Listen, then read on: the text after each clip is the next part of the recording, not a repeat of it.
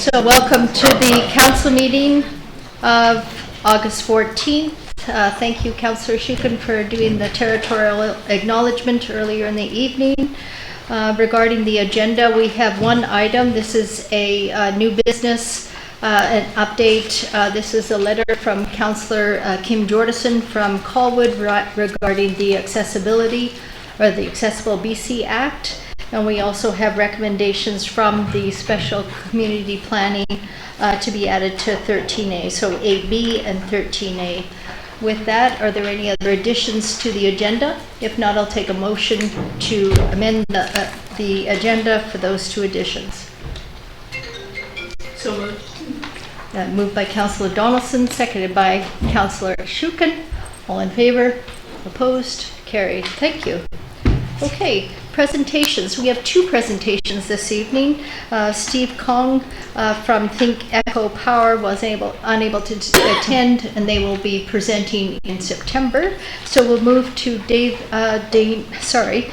Devonshire, the Zero Carbon Step Code and Introduction. That's on page 9 of your council agenda. Go ahead, Jane. Thank you. So, can you hear me? Thank you, Mayor and Council, for this opportunity to speak tonight. I will be giving you a broad overview of the Zero Carbon Step Code and the many benefits it will bring to your community.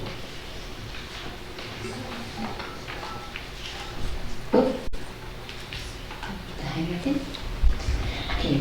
Fossil fuels in buildings drive climate change. The day-to-day operations of buildings contributes about 12% of BC's overall greenhouse gas emissions. However, when we take stock of emissions at the community level, buildings become either the number 1 or number 2 source of carbon pollution, as you can see here.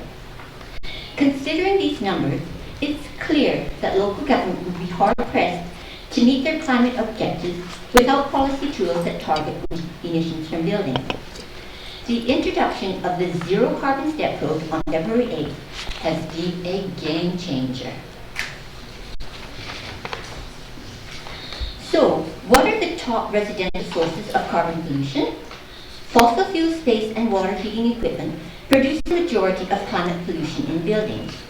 Natural gas, space and water heating contribute a whopping 98.6% of average building emissions.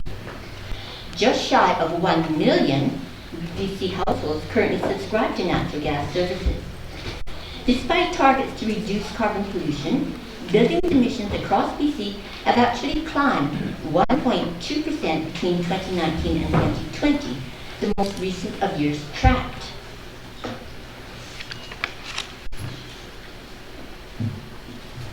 And did you know that gas can also leak methane from multiple points along the route from extraction to the combustion endpoint in our homes? Did you know that 1.3% of the gas used in a stove is emitted as unburned methane, and that over 3/4 of the methane emissions occur when a gas stove is turned off? Now, how many of us knew that? As you can see here, the GHG emissions shown in grey show that the GHG emissions coming from using natural gas are substantially higher than those coming from electric heating. Even at the BC Energy Step Code 5, there's only about a 50% reduction in GHG. Please make note that the BC Energy Step Code only measures a building's efficiency and not the GHG emissions.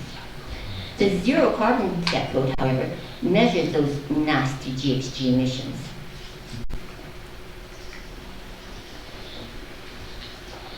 There is a plethora of zero carbon equipment readily available now, along with the technicians and contractors needed to install and service them. While electric baseboard heaters are still widely used across the province, they are not energy efficient. As a result, many builders are now specifying air source electric heat pumps. And as for colder climates, heat pumps are now built to work efficiently in conditions down to as low as -30 degrees Celsius.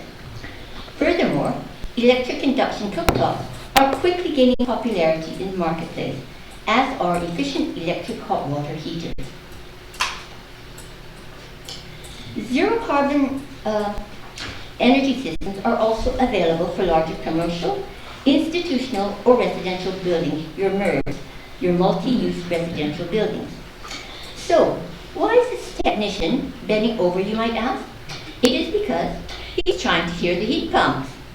The newer ones are so quiet that they can only be heard when you are right in front of them. Not only do electric heat pumps heat a home in the winter, but most importantly, they also cool a home in the summer, which is a critical adaptation called for by the BC coroner after 619 people died in the heat dome in 2021. Another advantage of a properly installed electric heat pump is that they can substantially lower your energy bills over time, especially since the carbon tax is set to triple by 2030.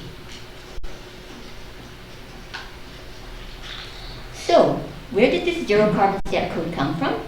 In 2021, the province released its Clean BC Roadmap. It included a commitment that all new buildings in the province must produce zero greenhouse gas pollution from their operation by 2030. In 2023, the province of BC entered the Zero Carbon Step Code regulation as a pathway to get there. Local governments may now reference the Zero Carbon Step Code in their building bylaws. It offers them a powerful tool to help them reach their climate emission targets, and by extension, helps the province meet its own greenhouse gas targets. Many types of buildings can be regulated under the Zero Carbon Step Code. On the left, you have your Part 9, or your simpler residential buildings. And on the right, you have your Part 3, or more complex buildings. The Zero Carbon Step Code can use the prescriptive compliance approach, meaning that instead of asking a home builder to run a software simulation to calculate the proposed home's carbon emissions, the builder can disclose the equipment they intend to install in the proposed project. There are 4 tiers. The first tier, or level 1, is measure only. Emission level 2, or tier 2, is your modern carbon performance. Fossil fuel water heating and cooling allowed. Space heating must be zero carbon. At tier 3, or your emission level 3, your strong carbon performance. Fossil fuel cooking allowed, but your space and water heating must be zero carbon. And at tier 4, your emission level 4, the gold standard is the zero carbon performance, and no fossil fuels are allowed. Cooking, space heating, and water heating must be zero carbon. There are many types of buildings that fall under Part 3 of the BC Building Code. Under the Zero Carbon Step Code and the performance approach, this illustrates the values associated with each tier. These numbers represent GHGI, or greenhouse gas intensity, which is the maximum allowable number of kilograms of CO2 emissions per square meter per year. Note that for Part 3 buildings that receive only the GHGI metric may be used. On thin ice, the urgent call to adopt the Zero Carbon Step Code. The UN Secretary General Antonio Guterres said, "Humanity is on thin ice, and that ice is melting fast. Our world needs climate action on all fronts. Everything, everywhere, all at once." Victoria and Saanich heeded that call and have expedited the timeline for implementing the zero carbon new buildings. Industry agrees that we need to focus on reducing our GHG emissions quickly and is asking for a regional approach which will help provide more stability for the industry. Victoria and Saanich have demonstrated that the Zero Carbon Step Code at emission level 4 is doable. They will begin with phasing in Part 9 buildings as of November 1st, 2023. Many other municipalities are also starting to follow. They will remain at the Building Energy Step Code 3 until the Energy Step Codes move up later in accordance with the provincial timelines, currently set at Step Code 4 in 2027 and Step Code 5 in 2030.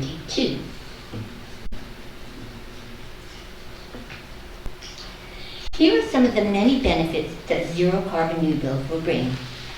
Zero carbon heating and cooling equals happy owners and happy renters. Climate safe, resilient homes with electric heat pumps that will help save lives. Cleaner, healthier air that is filtered out that toxic forest fire smoke. Homes with built-in equity justice. Lower monthly energy bills. Higher home values. No expensive energy retrofits down the road. No added air conditioning costs. And most importantly, will enable your community to reach its climate targets. As our province is being ravaged by forest fires and extreme heat, your residents are relying on your bold leadership to build with their best interests at heart. Imagine instead a future where you were instrumental in protecting the Chosen's precious, clean rural air, and where your residents lived in climate-safe, resilient, and healthy homes because you had the fortitude to ensure that all new builds were built zero carbon. If the Chosen aligned themselves with Victoria and Saanich, you would establish yourself as a team player in helping to shape this regional consistency that industry has been asking for. This indeed would be a legacy for generations to come and something to be truly proud of. Your residents will applaud you for your visionary leadership. And thank you so much for your kind attention, and hopefully this helped to demystify some of the zero carbon step code. Thank you very much, Jane. I appreciate that. Okay. Does anybody have any quick questions? We have time for one or two. Go ahead. Yeah. Thanks so much, Jane, for coming this evening and sharing that your slideshow with us. Our planner, Catherine Lazisha, is going to bring forward a briefing note on us to consider the zero carbon step code at our next meeting in September. Where is everybody else at? So that's Victoria and Saanich. Where are the other folks at right now? Well, I'm delighted to give a shout out to View Royal.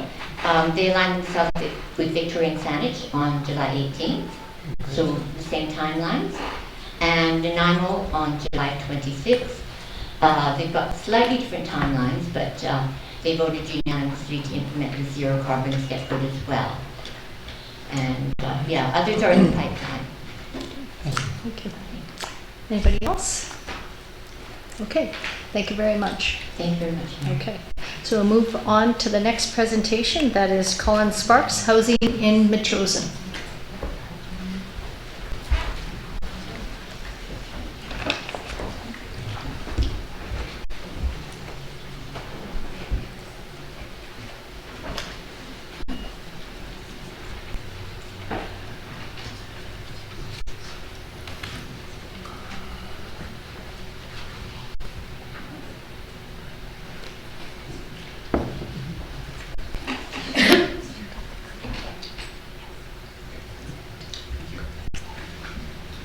Can we hear me? Yep, go ahead. All right, good evening. Metchosin's Dilemma, presentation by myself. The West Shore has seen housing prices go to incomprehensible levels. In Metchosin, on August 10th, I calculated the 22 properties that were for sale, and their listing prices averaged $1.78 million. And in perspective of loonies stacked on top of each other flat, that would be something of over 2 Burj Khalifas tall, the world's tallest building. And rent has also gone to completely gone bananas. Rent for most homes now, although it's not fully showing the actual impact because many people are grandfathered in with the Rent Control Act. But for those who are now moving to places that are now above that to the current month's going rent, for market value is $3,000 to $5,000 per month. And if you think about average income, that's not achievable for many people who are living here and supporting many of our industries here that we rely on. Metchosin is surrounded by fastly growing municipalities and development on all sides. If you looked at the official community plans for many places around us, they've got huge development plans and ideas, so Metchosin's quite stuck in the middle of it. We're huge issues of property taxes, of how are we supposed to keep them low, but at the same time pay for the infrastructure. And property values continue to rise faster than wages do. Recently, the BC government has announced that they'll be allowing upwards of 4 homes on every single lot, which can be a problem for Metchosin with their current infrastructure. Metchosin is also on the list, sometimes referred as the naughty list, that may soon have to be approving developments of all styles. which is going to be quite problematic for Metchosen's current values. And also, not as known, but still on the radar for Metchosen, is the federal government, Pierre Poilievre, has announced that they'll be taking away infrastructure dollars from municipalities that are preventing quite a bit of housing. And the quote is, Pierre Poilievre government would impose a NIMBY penalty on big city gatekeepers on egress cases of NIMBYism. This will empower residents to file their complaints about NIMBYism with the federal government infrastructure department when complaints are well-founded. And this is the important part. We will withhold infrastructure dollars until municipalities remove the blockage to allow home building to take place. End quote. And NIMBYism means not in my backyard, for those who don't know yet. But what can Metchosen really do? As I said, Metchosen is surrounded by fastly growing municipalities and development on all sides. But then how does Metchosen stay rural inside of a city? Although this map is not fully accurate because Google failed to show where the new land swap is. That's why the red is kind of maybe too far into Langford. And also this map is also quite out of date for satellite footage. If you were to go on maps now, you would actually see almost a line of Caledon development of the clear cuts right up to Metchosen for the single family and high density developments. Although the BC government is likely doing it anyways, a first step which could go a very long way and buying time for Metchosen is, and also showing Metchosen to the BC government that we're really making a change, is allowing a few more homes per property without size constraints no matter the lot size. Now stay with me here, that's quite aggressive for Metchosen. But I don't think many more would actually get built, since many people in Metchosen who needed to house family or have more income have already built those many additional units on their properties. And Metchosen allowing them would mean we can get desperately needed extra tax revenue that's already supporting to support the infrastructure that's already supporting many of these buildings. And then the future homes that would be built under this new, perhaps new rule allowed would mean that they're actually up to code for carbon emissions and safe, especially the safety, because many of them, for electrical reasons or earthquake-wise, they're completely under the table. And also, they would be finally known to first responders by actually being on the maps and other ways that there's actually a property, say, off in the woods over there, compared to just springing up out of nowhere. And also most importantly, these keep families together, because the current small additional unit, whether it's attached or not attached, it doesn't give enough room for families to grow, especially if you've got multiple siblings. So it's kind of a bit morally wrong to prevent that. And many people in Metchosen just go heck with it and build it anyways, which puts strain on infrastructure. So Metchosen allowing it would show the government we're making change that could buy us some time, and then get needed tax revenue to support the infrastructure of these buildings already draining on Metchosen. Expenses we burden. Our small population has many things to pay for, like policing, which is a new thing, a fire hall replacement, which is looking like it's coming up, many road maintenance, which Metchosen's road maintenance is quite fantastic when you compare it in the winter when we've got like no snow on our roads here, and then we go next door and it's your luck's there. And road utility replacement, which for many municipalities can be quite a challenge since none of the tax revenue is collected to do that. And many other things. The list goes on and on. You can see on the pie chart we get every year. Every $1 million spent by Metchosen is an extra $537 for each household to pay, which quickly can add up when you start spending many millions of dollars to start doing things. It's a heavy cost for many people. Not enough property taxes are collected over the years to replace infrastructure that we depend on.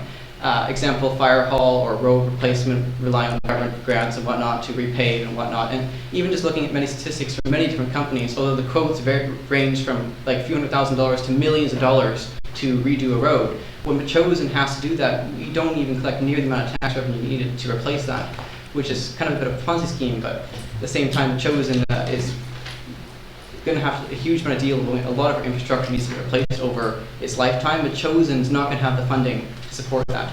And recently we're having a lot of very high tax increases, and it's forecast to increase a lot more in the years to come, while still not taking care of our full infrastructure needs. Although you guys have done quite an amazing job keeping it as low as possible for Metchosen residents, which is really helping many people. At the same time, it's a double-edged sword because our infrastructure needs to be supported at the same time.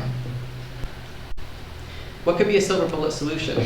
What can get the government's off Metchosen's back for housing, keep Metchosen rural, create a consistent cash flow for Metchosen to become financially secure for its needs, and keeping our taxes quite low? Well, how on earth would we do that? It sounds too good to be true. Well, an option could be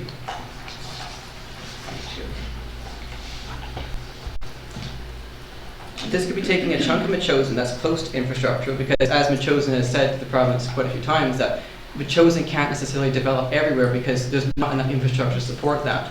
But at the same time, if we're forced to develop, we have to do something. So an idea could be to look into is putting development, high-density walkable development in areas that are close to infrastructure by neighbors. So that could be by developing maybe close to Royal Bay or the Sioux Highway, high-density housing, which would create, where's that the next part?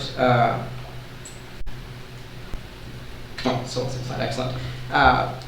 Keeping high density in some areas makes Metchosin able to keep the vast majority of its ruralness by supporting its values. And at the same time, by having this high density, since high density often creates a surplus of tax revenue, since it brings in, often in most cases, it brings in more tax revenue than it needs to costing of supporting it for infrastructure maintenance and even replacement, then this surplus can be used to bail out the rest of Metchosin to keep our infrastructure supported and also creating our taxes quite low. Many cities have used this for the downtown old productive core, which often bails out the newer areas of development, but that's just other cities. But of course, it may not be applicable here, but still at the same time, Metchosin should be looking into how do we also keep our taxes low, but also getting the housing needs off our back, which could be density in some areas where there's infrastructure.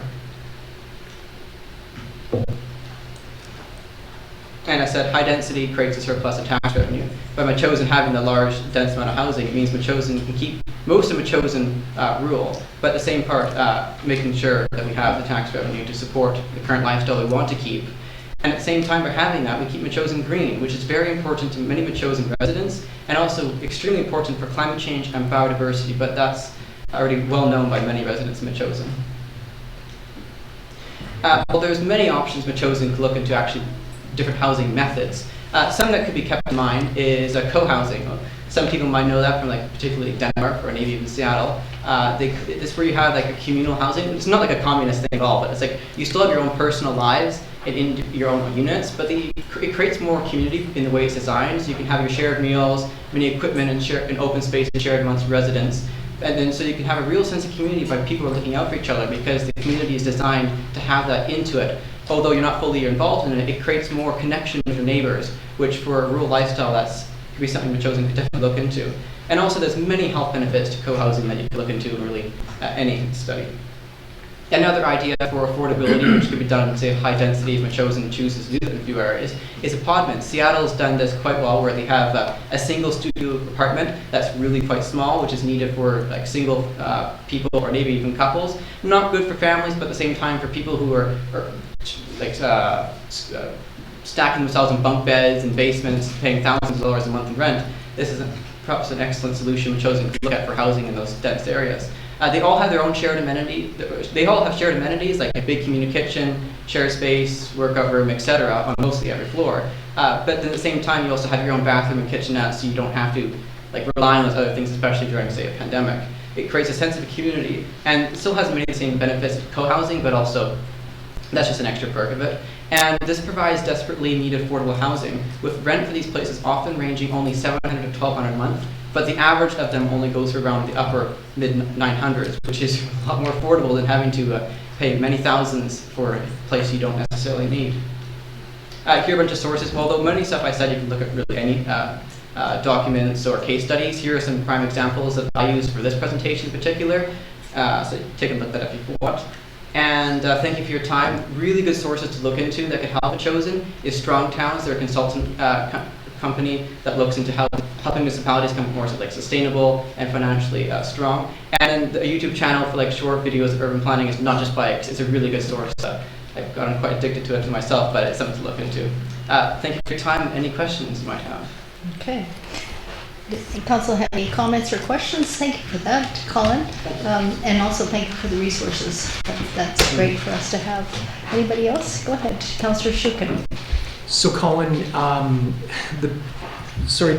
thank you, Mr. Sparks, for your presentation. When you were doing your research, did you come across Airbnbs and the impacts that they have on affordable housing? Any thoughts? Yes, I have heard quite a few Airbnb issues where so many homes are going onto that, but at the same time, it's also homeowners, there's so many rules and regulations around housing. Some homeowners just find it simpler and just get fed up with it, so they can also often make more money with Airbnb in certain locations. So many homeowners just decide to go with that just for simplicity or for their own personal reasons. Well, I'm not say a huge professor in that particular department. I have heard that there are implications where that can cause issues. But at the same time, it's also because the homeowners can find more money with Airbnb, and also like getting a lucrative part of the market that's rentals for like tourism and whatnot that we're having a lot coming here. So hopefully that answers your question a little. Yeah, no, I think we're all learning a lot more about them, so, yeah, good. Thank you. Okay, did you want to ask your question? Thanks so much, Colin. Thank you. Can we get a copy of your presentation? Print it up? The script or that? What's up on the screen? I think the city staff have it in PDF. Excellent. And whatnot, so you can always look in there and enjoy. That's super. And then you were talking about surplus tax revenues from high-density developments.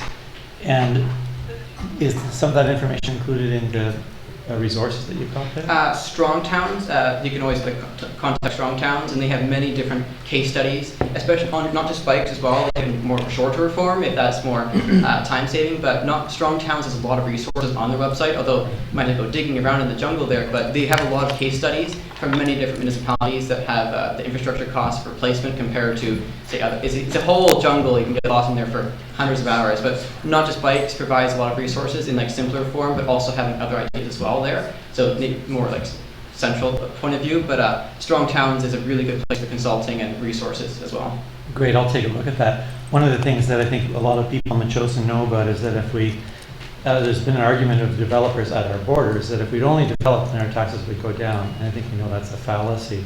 But you're talking about something different, high density, like apartments, Yes. big buildings. Because Thanks so Metchosin much. doesn't want to see Langford sprawl here because it doesn't make financial sense in most Quite. cases, and then it just ruins everything we have. So Metchosin doesn't do something, we're going to be forced to do something. So better make it with our values. Thanks for that clarification. Yes. Thank you. Okay, thank you very much. Thank you. Okay, so we'll move on to number 3 of our council agenda, the public participation. If you'd like to speak at the mic, if you could identify yourself and your street. Thank you. Good evening. My name's Gary Smurfett, and I live in the area that the previous speaker wanted to put up high-density development, the Albert Head area adjacent to Royal Bay. At the time Royal Bay was planned, I was a municipal engineer for the city of Colwood. And my family, we moved here, and the only reason we moved here in 1985 was because we saw Metchosin and we loved it. And we bought land, and we've been here since then. A lot of the things that the previous speaker said sound really great. He mentioned allowing 4 houses on each lot. Now, it's pretty hard to do when you have septic tanks. Pretty hard to do when you're relying on in-ground sewage disposal. Pretty hard to do when you're using drilled wells. So you're talking about changing the whole system, bringing in sanitary sewers, high density for sanitary sewers. The capacity in that sewer system from Colwood in was all purchased in 1990s by the members of the CRD that participated in that sewer project. And Metchosin is not one of the members of that project. And I don't know whether you could actually buy into the capacity, okay? So that means all the pump stations from Royal Bay all the way in, and the trunk lines would have to be upgraded. Not a cheap thing to do. Right now in Metchosin, as I've said many times here, there's already, according to our past building inspector, over 500 non-conforming dwelling units. Okay? Now, it's nice to say that these people should be paying higher taxes, and we should be allowing them to live there, and we do allow them to live there, and they're probably not paying higher taxes. Are they safe for the emergency responders? They don't know when they show up in the law whether there's something there or not. Are they safe for meeting the building code? Forget about the step 4, step 5, or whatever the heck we heard earlier. We're talking about just fire safety, basic things. Are they safe for sewage disposal? Not running down onto the neighbors? You know, these things, and I've been a municipal engineer since 1972, these things are important considerations. And when you talk about higher densities, yeah, they'll bring higher taxes, but they don't come free. You're talking about more sidewalks, more street lighting, better roads, bicycle lanes, more parks, money for recreation, street lights, sanitary sewers, storm sewers underground. These are all things that Metchosin isn't built for. You know, and if that's what you're planning, well, I guess maybe I'm a NIMBY, but I think you're gonna find that there's a lot of people in Metchosin, the vast majority, don't want to see high rises in Albert Head. You know, they don't want to see townhouses in Albert Head. When they go out and they go into the buffer lands next to Langford and see those little lots that are so small, is that what we're gonna have here in Metchosin? I mean, Langford is high density. Are we seeing cheap housing there? Affordable housing for people? I have relatives that are renting there, and damn it, they're paying over $2,000 for a one-bedroom suite in a 5-year-old place. And when you're working at Tim Hortons, that doesn't cut the mustard, you know. But that isn't solving it, what's happened in Langford. And I don't think it's going to solve it if it happens here in Metchosin. Thank you very much. Thank you. Sandra Jenkins for 411 Bennett Road. I'd like to bring Marnie Esri up, Chair of IACTI, for 4 minutes. Excuse me, some accommodation is required here.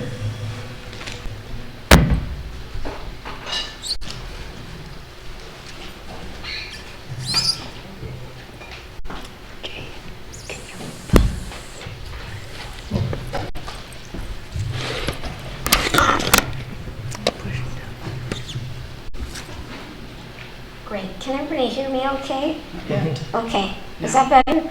Thank you very much for the accommodation, and thank you to Sandy for being my paper holder tonight.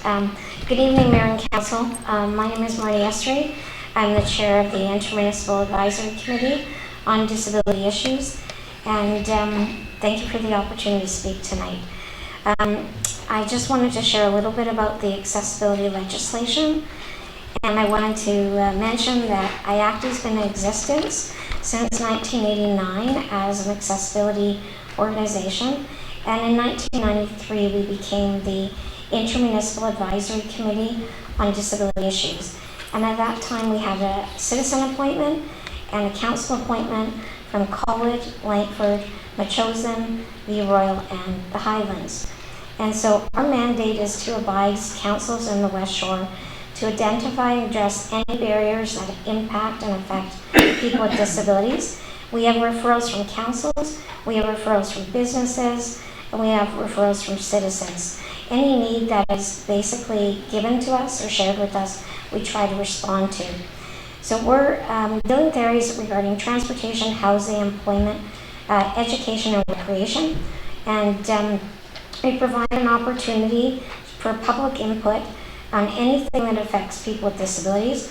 We identify barriers, we partner with councils to address those barriers, we promote initiatives that foster active living, and the full participation of people with disabilities in their communities. So IACTI has done individual outreach as well, and advocacy, and informs councils about grants that could be beneficial to them. Most recently, I've sent an email to Metchosin about a local community access grant for identifying a barrier, working with an access committee for up to $25,000 that you could apply for. And we also have individual outreach. This week alone, we've helped 25 people, and 5 of those were from Metchosin. In the past, we worked with Metchosin Council for over 30 years and partnered with them on many projects. We had our picnic for 12 years in a row at the Metchosin Community House in the Farmers Market area. We worked on Metchosin with the Measuring Up grant. I was the Measuring Up grant coordinator, and Metchosin helped us to produce the user-friendly trail guide, which Sandy has in front of me. And each municipality picked an access project that then they get to spend money to make one tangible improvement to access. And I was the paid Measuring Up coordinator at the time that worked with other municipalities. And I also did the accessibility audit for all 5 municipalities in partnership with Metchosin and their staff, as well as the other 4 municipalities, Colwood, Langford, View Royal, and the Highlands. We have a lot of knowledge on our committee, expertise, people with lived experience, caregivers, people work with agencies to help the disabled, and we give free advice about accessibility upon request to municipal councils. I've also taken 2 Rick Hansen Foundation Accessibility Professional Network conferences, and I've given municipalities accessibility suggestions on accessing their municipal hall, and we'd be happy to do that again. Our committee alone has 50 community partners, and we've done access consulting for years with municipalities. In the mid-2000s, as I mentioned, I was a Measuring Up coordinator, and we did a lot of work with councils in terms of a big grant that we got through Measuring Up and the 2010 legacies now. I really agree that municipalities need to draft an accessibility plan and make access improvements. That's very important. And having an email with an accessibility feedback, such as accessibility@thechosen.ca, is very much needed. And these emails we would hope would be copied to us and contacted and copied to the Chosen Council rep and the citizen rep, so that there's partnership and follow-ups that can take place. We'd also like a link on the council's website to our IACTI webpage so that people can find resources, our contact information, and our agenda. And we'd like to be endorsed by the councils to be the West Shores Accessibility Committee.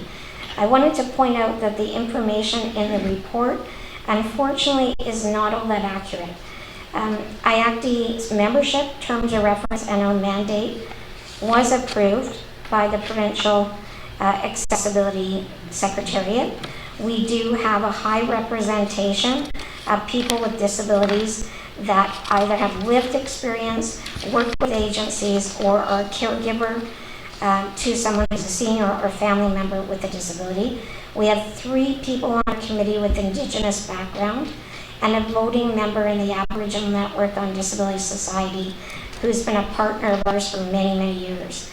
It's unfortunate that the information collected in the report by the admin officers was through a newspaper and it was through a web page. There was no actually direct contact in terms of asking us about our committee and no direct involvement with our committee, which is very unfortunate because the whole legislation we advocated for. Members of our committee went to the consultations, filled out the surveys, and actually advocated for the legislation.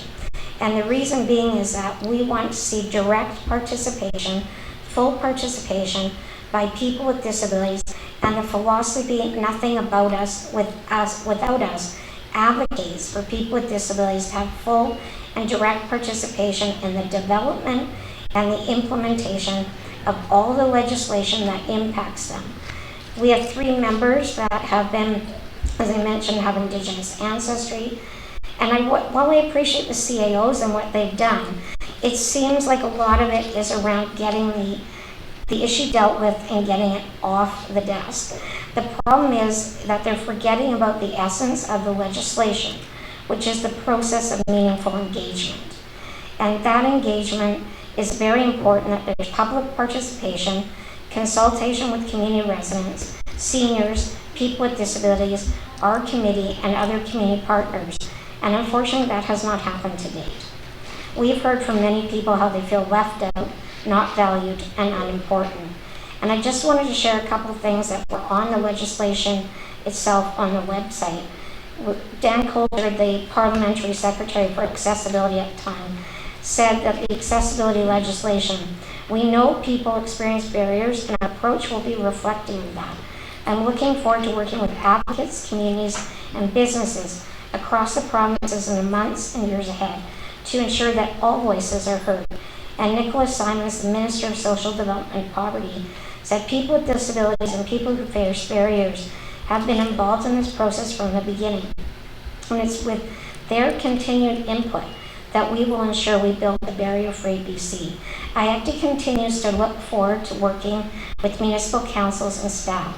It appears that municipalities are looking at the September 1st as a hard deadline for everything to be in place. And in reality, the provincial government is telling us that they want to see the process has started and that engagement is happening with people with disabilities. I'd be happy to answer any questions that you have, and thank you for hearing me tonight. Okay. Okay, thank you very much. Does anybody have any questions for Marnie Ressery? Okay, go ahead. Thank you very Councillor much. Schuman. Thank And I think we are going to talk about this at length later as you go. Thank you, Mark. Thank you, and I just wanted to thank our members today that are joining us in the background as well. Thank you for making the effort to come. Thank you, Marty. Thank you, Mayor and Council. Thank you, Sandy.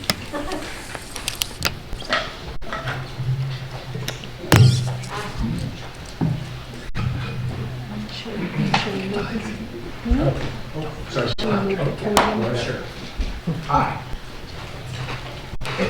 Sorry about that. Good evening. My name is Rene Poirier. I am 65 years old. I grew up in this city, in Victoria, so I've watched it change in so many ways. I was born with my injury, so I've watched this southern island slowly become a place to get around in and to be part of the community. And one of the things I saw happen was things like, of course, we know all about cut curbs, right? Well, guess who they're useful for now? Everybody, right? Skateboarders, moms, whatever it is. Part of the reason that those things happened in the late 60s and early 70s was because of my parents. I was the first kid to go to a public school in Victoria in the 60s. First kid allowed. I was struggling with grade 2 at 9 years old. I moved to a public school because my parents, not the staff, not the committees that thought they should do this or do that were not people who had kids with injuries, but my parents fought for me to be able to go to a public school. And I rocketed from grade 2 to grade 5 in a year and a half.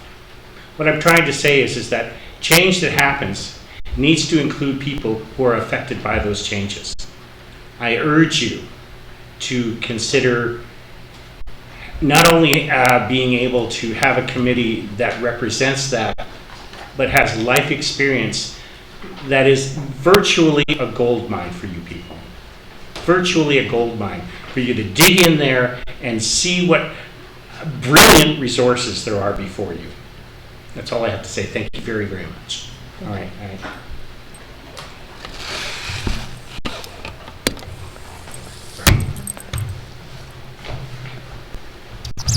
Evening. You guys pick up okay?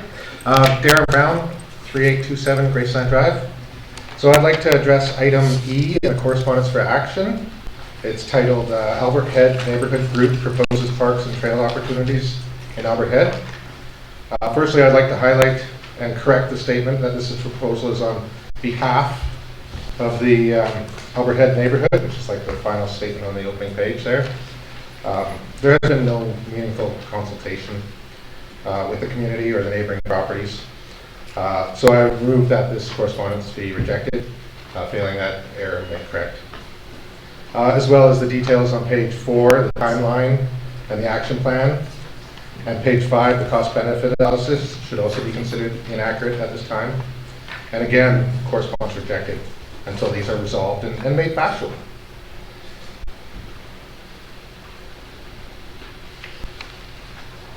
So with Royal Bay development at the Albert Head neighborhood doorstep, I invite you to consider the parallels between the buffer lands discussion and it should be informative to this discussion.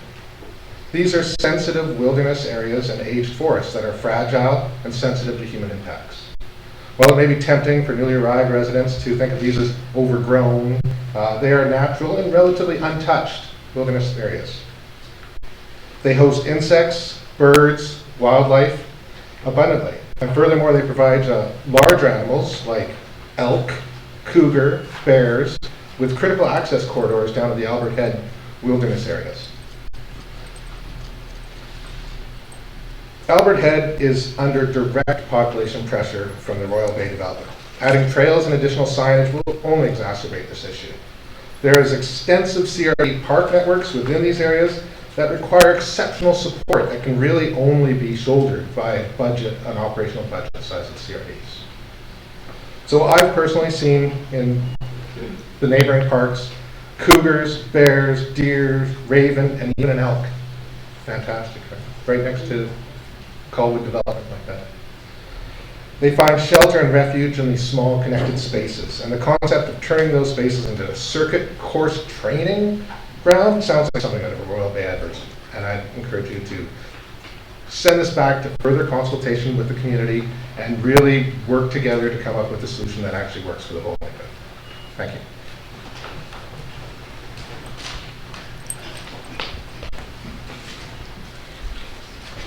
Hi, good evening. Good evening, Mayor and Council. My name is Kim Jordison, and I live at 3429 Hopwood Place in Colwood. I am the appointed Colwood Councillor Representative and Vice Chair of IACD. And I know that this is on your agenda for this evening, so I thought best to come and speak to you about this. I feel it's in the best interest of the community for the District of Metchosin to continue to participate on the joint committee, joint IACD committee, as the Accessibility Advisory Committee as set out in the Accessible BC Path legislation. And Marty's already provided a bit of a background on IACD, but I think it's important to note that this committee has been working for our joint communities for over 30 years, providing education and awareness around the importance of equal participation and full inclusion of all citizens, and to empower people with disabilities to live good lives without barriers, and to support and advocate for society to reach the highest level of accessibility. The vision of this committee is essentially to remove all physical and social barriers which impede the full participation of persons with disabilities in all aspects of the community, and to become a safe, tolerant, non-judgmental, and inclusive place for people of all ages and abilities to live, work, and play. The Intermunicipal Advisory Committee on Disability Issues is ready and willing to continue to support the work as set out in the Accessible BC Act legislation. And with respect, I would like to suggest the recommendation I put forward be adopted at this meeting so that IACD can continue their great work. I think it's important. I think it's important to note that while the corporate officers' suggestion and recommendation that they could do the job, they certainly could. It's just it's not the right way to go forward. In my opinion, I think that the people with the lived experience and the accessibility barriers are the people best to do this work, and they've been doing such a great job for so long that I think it's important to, give them the respect that they deserve and include them in this. So thank you for your time. Thank you. Councillor Jordison. Okay. Hello, I'm speaking on, with regards to the accessibility legislation as well. My name is Elfia Paralova, and I'm an assistant professor in the School of Humanitarian Studies at Royal Roads University. And I'm also a member of the IACD and a person with a disability. Unfortunately, the municipality's process with regards to accessibility legislation has lacked integrity. IACD, that has been a key player in advocating for people with disabilities and representing them in the community for many years, was not included in any decisions that will directly impact them. As a scholar in disability studies, I'm all too familiar with the systemic exclusion that disabled people experience because their voices, experiences, expertise are minimized and dismissed. The dismissal is a result of a dominance of a specific type of knowledge, and my observation of the process in the West Shore communities has been that municipalities has denied the value of the disabled people's knowledge. The actions of municipalities reflect the reluctance to embrace the spirit of the Accessible BC Act and instead focus on the technical compliance that will certainly still meet the provincial requirements, but will fail at putting the interests of people with disabilities at the forefront. I'm afraid that the discussion with the province referenced in the report will be used as a way to justify the legitimacy of the decision that the municipalities seem to support. However, I doubt that the conversation with the province, to which IACD was not invited to, described a full context of the situation, including the significant role that IACD plays in the disability community. I want to remind everyone that the law itself is not prescriptive with regards to the process on how the requirements should be achieved. And the conversation with the province should be then treated as a recommendation that cannot be relied on at the expense of the meaningful discussions with groups like IACD. Unfortunately, the legislation trusted the communities to follow a participatory approach that would include the community members' voices, something that was clearly missing in this instance. The report suggests that creating a staff accessibility committee would ensure that accessibility concepts would be embedded into the DNA of municipal organizations. However, the research in both organizational theory and urban planning suggests that such approach will only promote a groupthink when everyone will tend to agree with the dominant point of view without critical reasoning or considering the consequences or alternatives, because these alternatives will not be at the table. Based on my research on the accessibility committees, the municipalities that treat their community members with disabilities as an afterthought, only when they need an approval of a specific decision, for example, promote nothing short of tokenism. Tokenism occurs when a symbolic approval or presence of someone with a lived experience is disguised as a meaningful, equitable, and participatory engagement. A meaningful engagement, on the contrary, is built on the principles of continuous communication, regular consultations and updates, and most importantly, trust. Again, something that has not been observed in this process. So in addition to these observations, I would also like to question how the staff committee will be accountable to the members of the disability communities. The report does not raise any of the critical questions around the lack of oversight and ultimately accountability. Thank you. Thank you. Althea? Yes. Shall we use your address as Royal Roads? Yes, please. Yes. Okay, thank you. Thank you very much.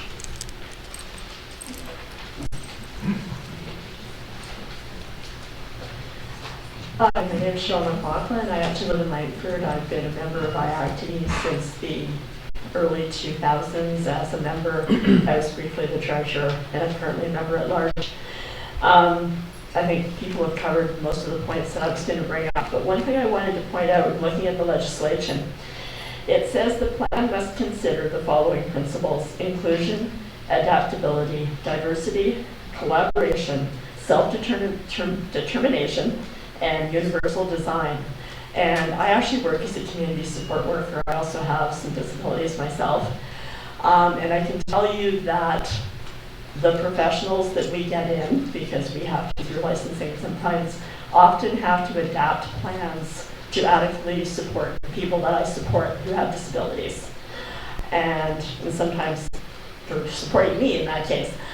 So it's an area that I found working in this sector since 1993, that the professionals often have very narrow scope of what they know in the world of disability. And I support people with developmental disabilities, so the full spectrum. And I have not run into a lot of professionals who have the scope. And if you deal with a group of people that have lived experience, they will find 10 million things that as a professional didn't even consider walking in the door because they've lived it. And I've been involved with IACSI when we've gone to sites and looked at things and come up with things that could easily be improved with really no cost, simply because we saw it, because we've supported or lived it. And I think that that cannot be, especially in this community, undervalued. And I think it is if the solution doesn't start with people with disabilities forming the committee, then figuring out how you get access to work and reach the people that you want to hear from. Okay, thank you, Sean.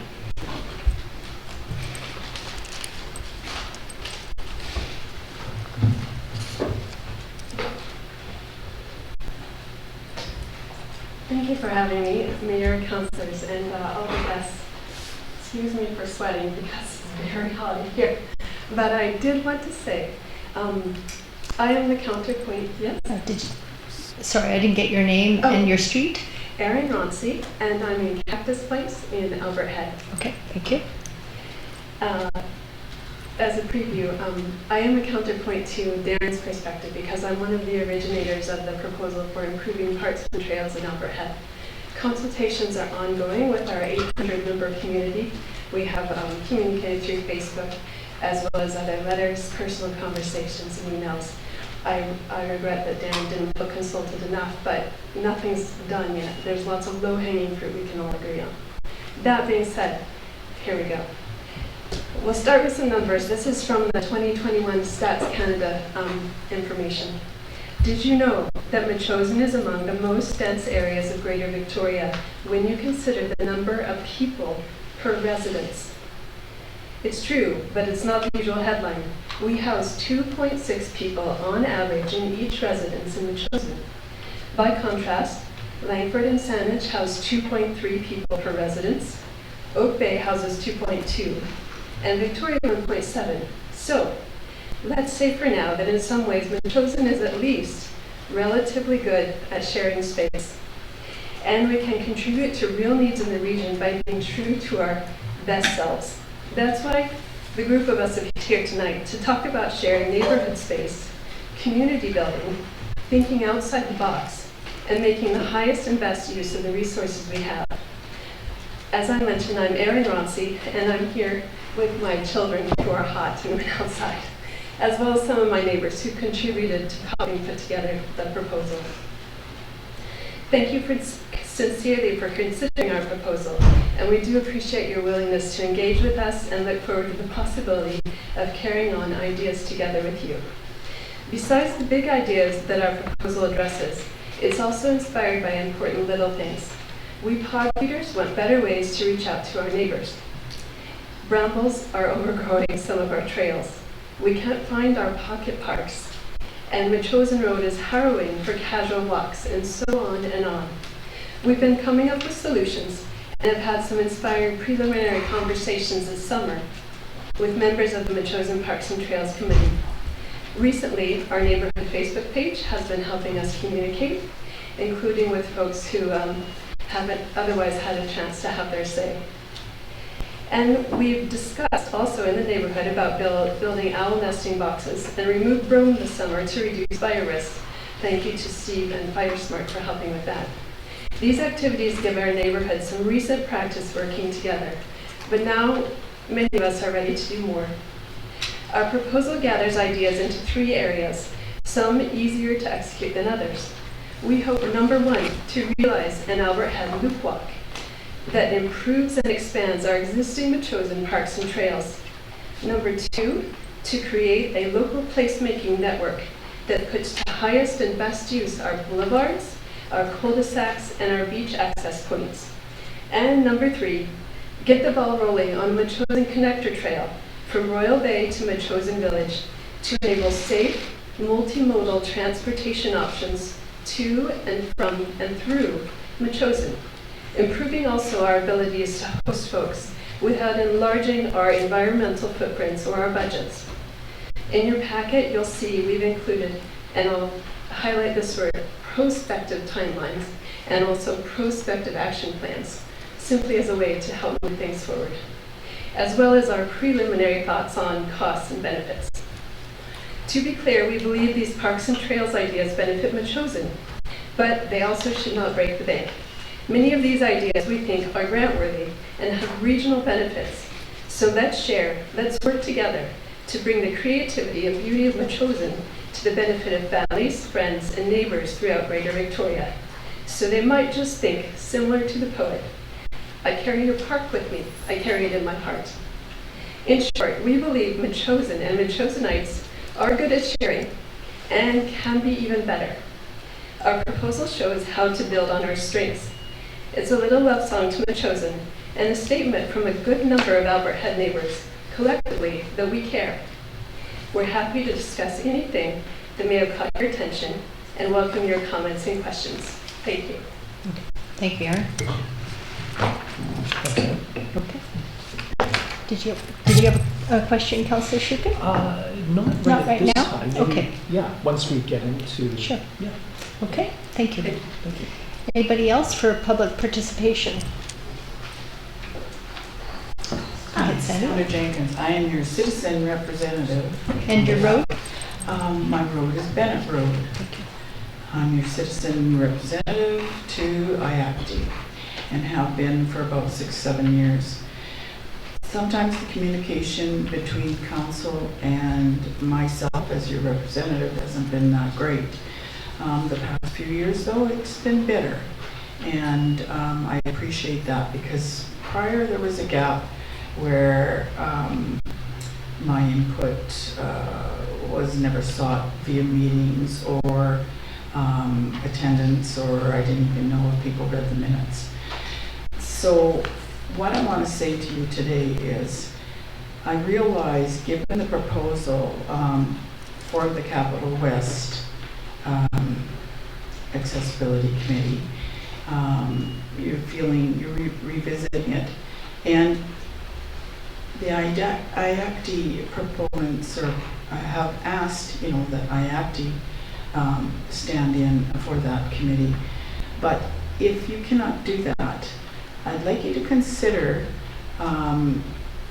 asking for a seat or amending the proposal that you agreed to, asking that IACTI have its own seat, and each of the requisite municipalities also have their seat on that committee. Enjoy your discussions tonight. Thank you. Thank you, Sandy. Okay, is there anybody else for public participation? Good evening, Eric White, 429 Machosen Road. Have we all played Monopoly? I think we all have. I'd like to propose that Machosen buy the property next door, because if this was Monopoly, that would be our boardwalk, right? We already have Park Place here. It's the property next door. It expands this property. It makes the whole thing a more valuable asset, as well as it is just purchasing an asset for our community. Real estate is the most valuable asset in North America. It has been, on average in Victoria, increasing on average $10,000 a month from 2014 to present day. So just holding it is lucrative for us. I would suggest in the short term we make it revenue neutral by doing something like renting it to the firefighters, or just coming up with a solution so that it does stay revenue neutral, and until we decide one day we want to sell it, or in the Monopoly term, put up a hotel, or in Machosen's term, put up a nature preserve, whatever we want to do with it, but at least it's in our hands and we can treat it as money for our community. Thanks. Thank you. Thank you very much. Is there anybody else that wishes to speak at public participation? Hi, I'm Patty Williams, 3659 Park Drive. So I represent North Alberthead Lagoon area. I'm a pod leader, but I'm not here as a pod leader because our community has asked that we work more than just a pod, that we work as a community group. So in that way, I have sent Aaron and my proposal, because I did sign that, to all of my community in North Alberthead. There are 35 families, 30 of which share emails, contacts, and want to know about what's going on in the community. So I did send this last week, and I opened for discussion. 4 people emailed me wanting the proposal and more information and when could they volunteer. 2 people stopped me in the roadways asking when we would have paths down Park Drive to get to the lagoon. So I think it warrants us to look at the proposal. Thank you. Thank you. Thank you very much, Patty. Anybody else wish to speak this evening? Okay, seeing none, I just want to say to everybody that came up for public participation, thank you. I appreciate all of your comments. You're welcome to stay until the wee hours, until we finish the meeting, but you're more than welcome to leave at this point as well. So it's up to you. But thank you for your thoughtful comments. Okay? Okay.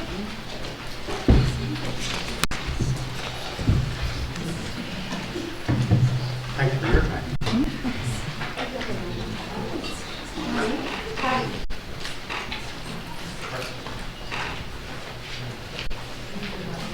Thanks, Dylan.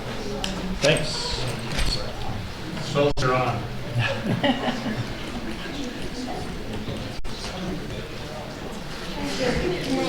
Good night. Thanks, Eddie. Thanks, Cheryl.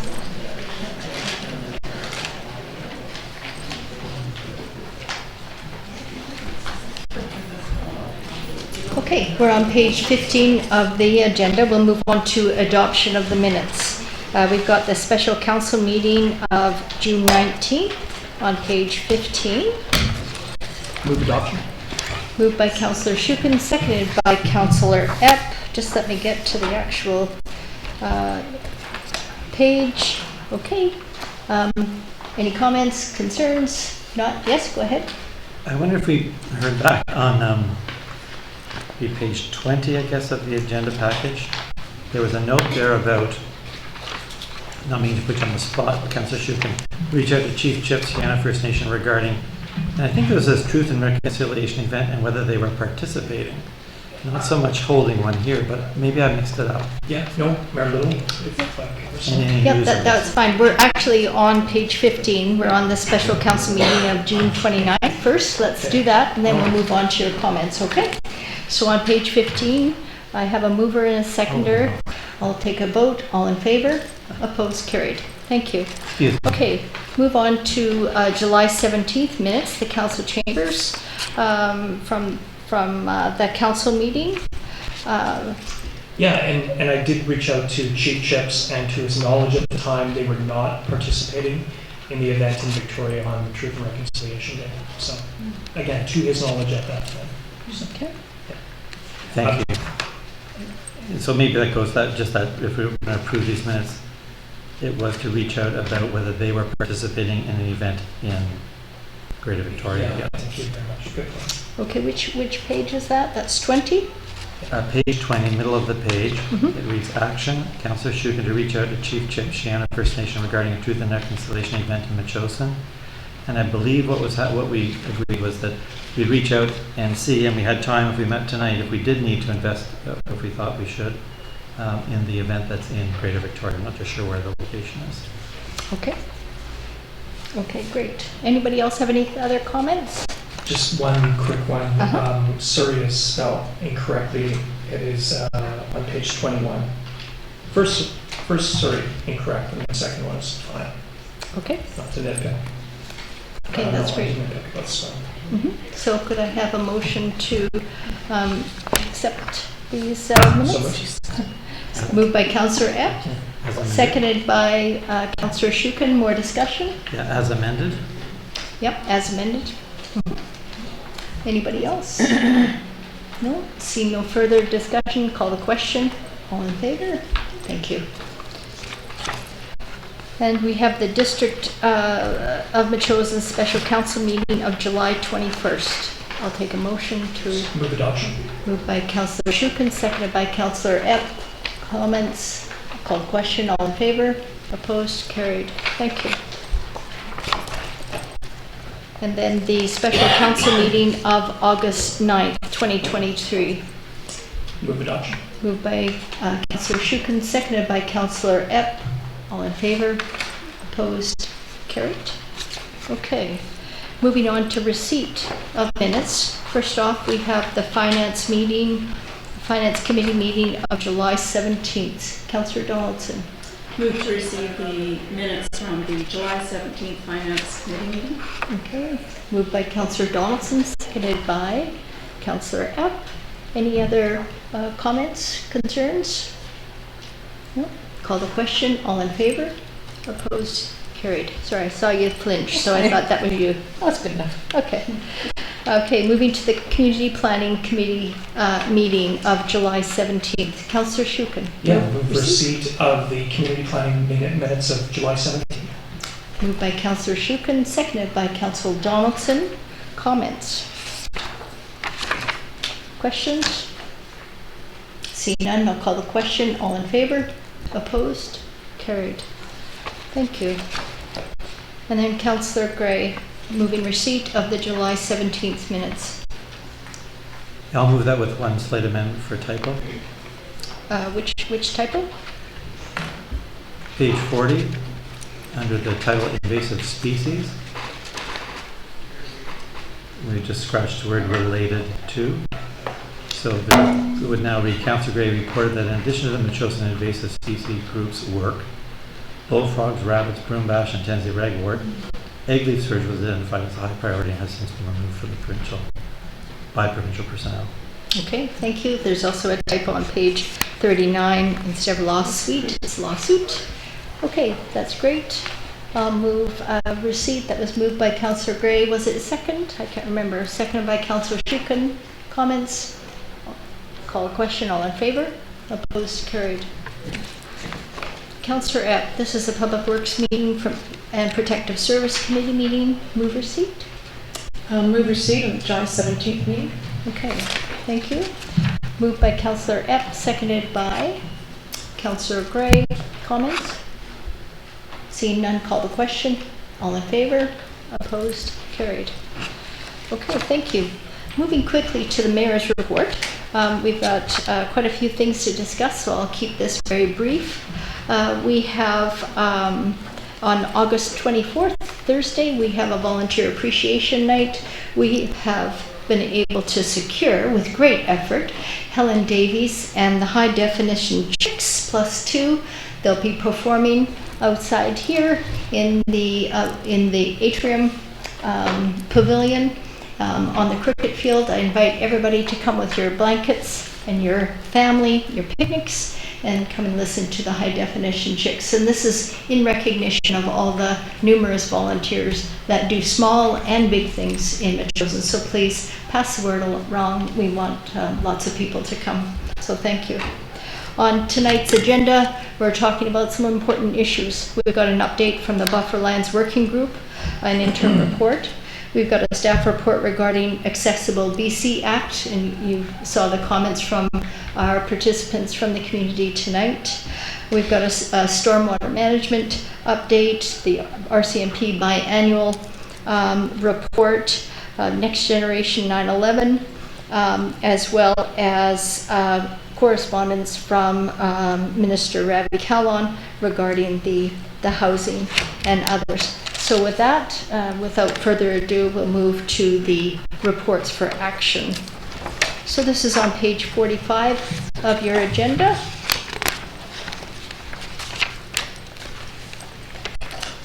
Reports for action. We have the Buffer Lands Working Group, the interim report for Metchosin Council. Councillor Shukin.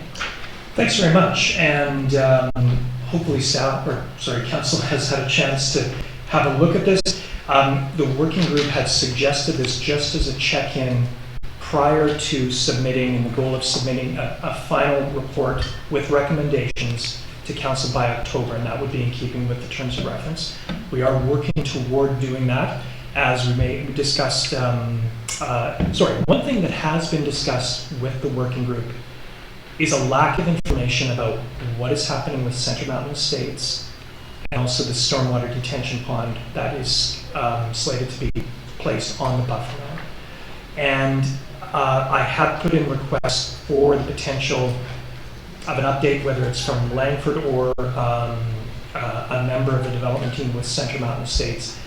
And I think that would be very good, not only for the buffer land working group, for Metchosin, but also the people who may eventually find themselves living in that subdivision.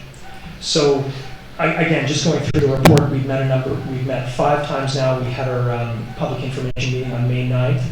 The committee is working very diligently in assessing its identifying and evaluating options. We started with a list of something like 26. We've whittled it down to less than a dozen now, and we're actually doing a bit of a numeric exercise to test the option, not so much to pick which is the one, but to test the options. So that's it in a nutshell. Councillor Donaldson is the vice chair. And anything to? Yeah, no, it's good, and this is a great report. It's a very ambitious group.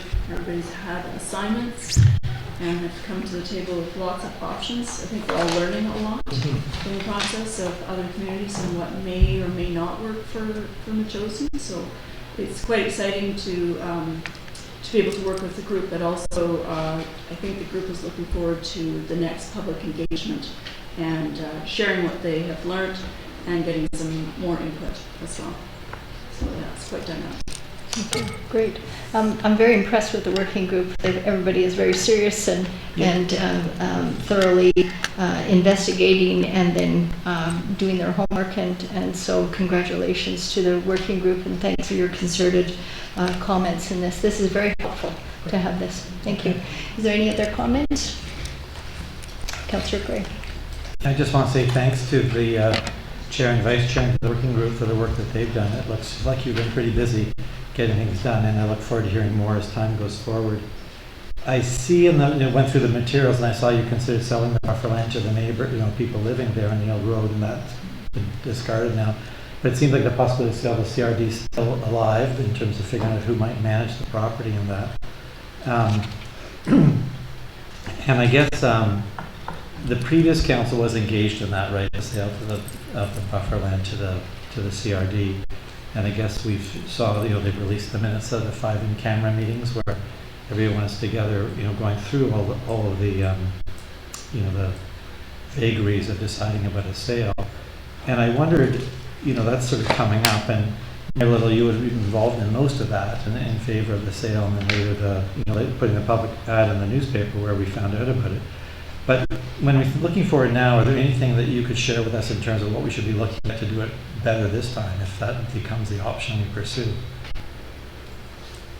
Or advice, I guess, for the working group at this point is how should we, it's a tender topic basically, and I'm wondering how best to deal with that.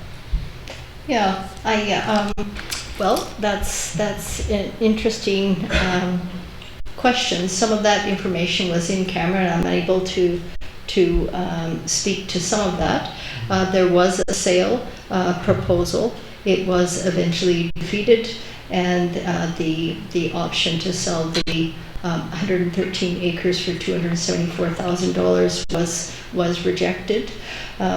If it was to move forward, and I commend Councillor Donaldson and Councillor Shuken for having it as one of the options. It is an option. I think that was fair to say and bring that out in the open, and it will be done in an open and transparent process. We'll have guidance not only from our staff but also from legal, like we would with anything that we do. So I really can't add any more comments regarding hypothetical situation. I don't know what that would be. Very good. Councillor Shuken. Yeah, thanks. The mandate of the working group is to identify and evaluate options. So we did consider that, like the sale to the CRD still existed potentially. The one thing we did put down in terms of a sale are a number of assumptions. So for example, a fair sale price, an open engagement process with the CRD, clarity on what the CRD was going to do, and there's one more, environmental protection, as well as consideration of the interests of the Neil Road people. So I will say this quite directly, I don't believe that any of that was in place in the first iteration of the sale of the buffer land. So if we're looking at it, those are sort of the terms that we would pursue it with. And again, it is just one of the options. It's something we felt we needed to keep on the table, just to avoid questions that we were somehow biased or we're looking at some obvious ones. So the one thing I will point out, though, as an observation from the working group, is that this, if it were to become park, and there's strong favor of it becoming a park, will be very different than any of the other parks that we have in the chosen, probably even CRD owned or not, simply because of the fact of the CRD residential development, that significant cluster of people right next to the park. And if that is a chosen owned asset, there's going to have to be some consideration for how we maintain and resource that park. Otherwise, it will be somebody's playground, which we own and carry the liability for. So, thank you. Okay, any question? Yeah, and I think when I read through what you got there, it looked really good, Jay, or Councillor Shuken. I was just wondering if there's any additional things. The particular part you see in the in-camera materials that were released repeatedly is this idea of getting a third-party assessment. Getting somebody else who's not on staff to come and look at the circumstance and get the value of it, so that when we approach a CRD or not, but we know the value of the land. And you hear me saying it again and again, we need to use people with the expertise to get these things to help us in decision making. So I think that might be one lesson from the past that I can see from the in-camera minutes that all the public have access to. But otherwise, I appreciate the work you're going through and that you're doing all the options. Thank you. Thanks. Thank you. Anybody else want to make any comment? No? Okay. So I think what we'll do with this one is There's no action items, but we'll move receipt. Okay, moved by Councillor Schuppen, seconded by Councillor Epp. All in favor? Opposed? Carried. Thank you. Okay, on page 2, or not page 2, page 47 of the council agenda, this is the Accessible BC Act Municipal Requirements Update. I'm wondering if I can hand this over to our corporate officer, interim CAO, Ms. Tarnowski, to give us comment to start us off.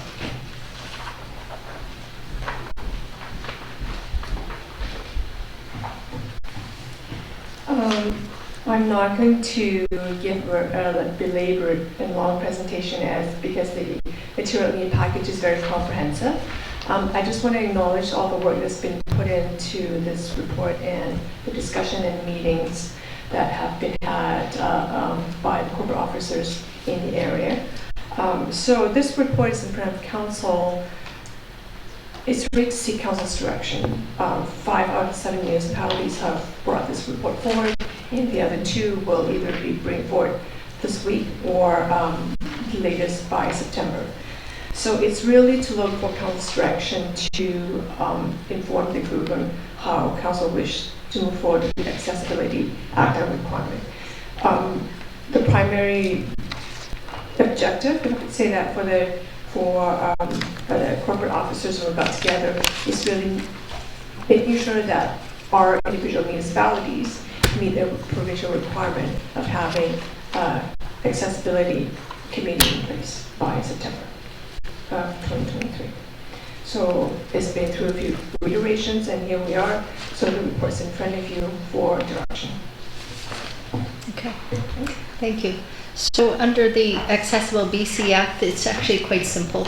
The province requires three things: an accessibility committee, an accessibility plan, and then a portal for the community to provide feedback to the municipality, to the committee on their recommendations, their questions, and that can be as easy as an email address. And so it's quite simple what has been asked by the province in these provincial guidelines. Did you want to add anything else for that? No, it's just that really, like I said, the options and the history is very, very complete in the package. So it's really so. You'll see the option is, as the corporate officers have proposed, is to. By no means by suggesting that it's starting off as a staff bodies just to get the process going. Obviously, staff, I can speak to most of the staff in the area. We do not want to continue with the committee, but the intention is really to get this committee going and get it started, and whatever shape or form it morphs in the future, that's another discussion, but just really to get the whole process started as being proposed. Having said that, again, like I said, it's totally up to council's decision whether you want to go with one of the other options or none of the options, but really to give us direction, and which we can take back to the corporate offices in areas that said, this is where our municipality landed, and on where did you guys land, and let's continue that conversation. Okay. Yeah. Okay, great. Councillor I'm assuming under the recommendation, turn on page 47, the part where it talks about the $10,000 in funding, where it says assistance and if required development of the accessibility plan. So I'm assuming in that case that's where IACTI could really come in as kind of a driving force as far as recommendations on how the community is going to operate. Okay, thank you. Does anybody else want to have any other comments? I've got a few. I'll start up. Go ahead, Councillor Donaldson. Yeah, there was a lot of really interesting comments made here this evening, and I was a little dismayed to hear that, actually I think it's back here on page 48 where it's the paragraph halfway down about the 5 and 7 partners, and it goes on about things. It appears that, from what we've heard tonight, that some of what's written here hasn't happened. So there hasn't been consultation or involvement with IACTI. I sense that they have been left out of the process. I've only been to one meeting myself, so I've been doing a lot of catch up, and on the phone even today with people, and last night quite late. So I'm a little concerned. He actually has been not part of this process, and I'm not sure why there's a divide. I would like to see it be more, like as one person said, more inclusion. They do have lived experience. It's something I do not have. I have peripherally, I've been involved in other parts of my life with disability situations, but I am by no means an expertise. I can only help facilitate. And it was pretty clear this evening, the expertise in this room. So I would like to see probably an adaptation to what's being suggested here tonight, and IACT's involvement now, not later. Okay. So is there any more questions for the corporate officer for Ms. Tarnowski?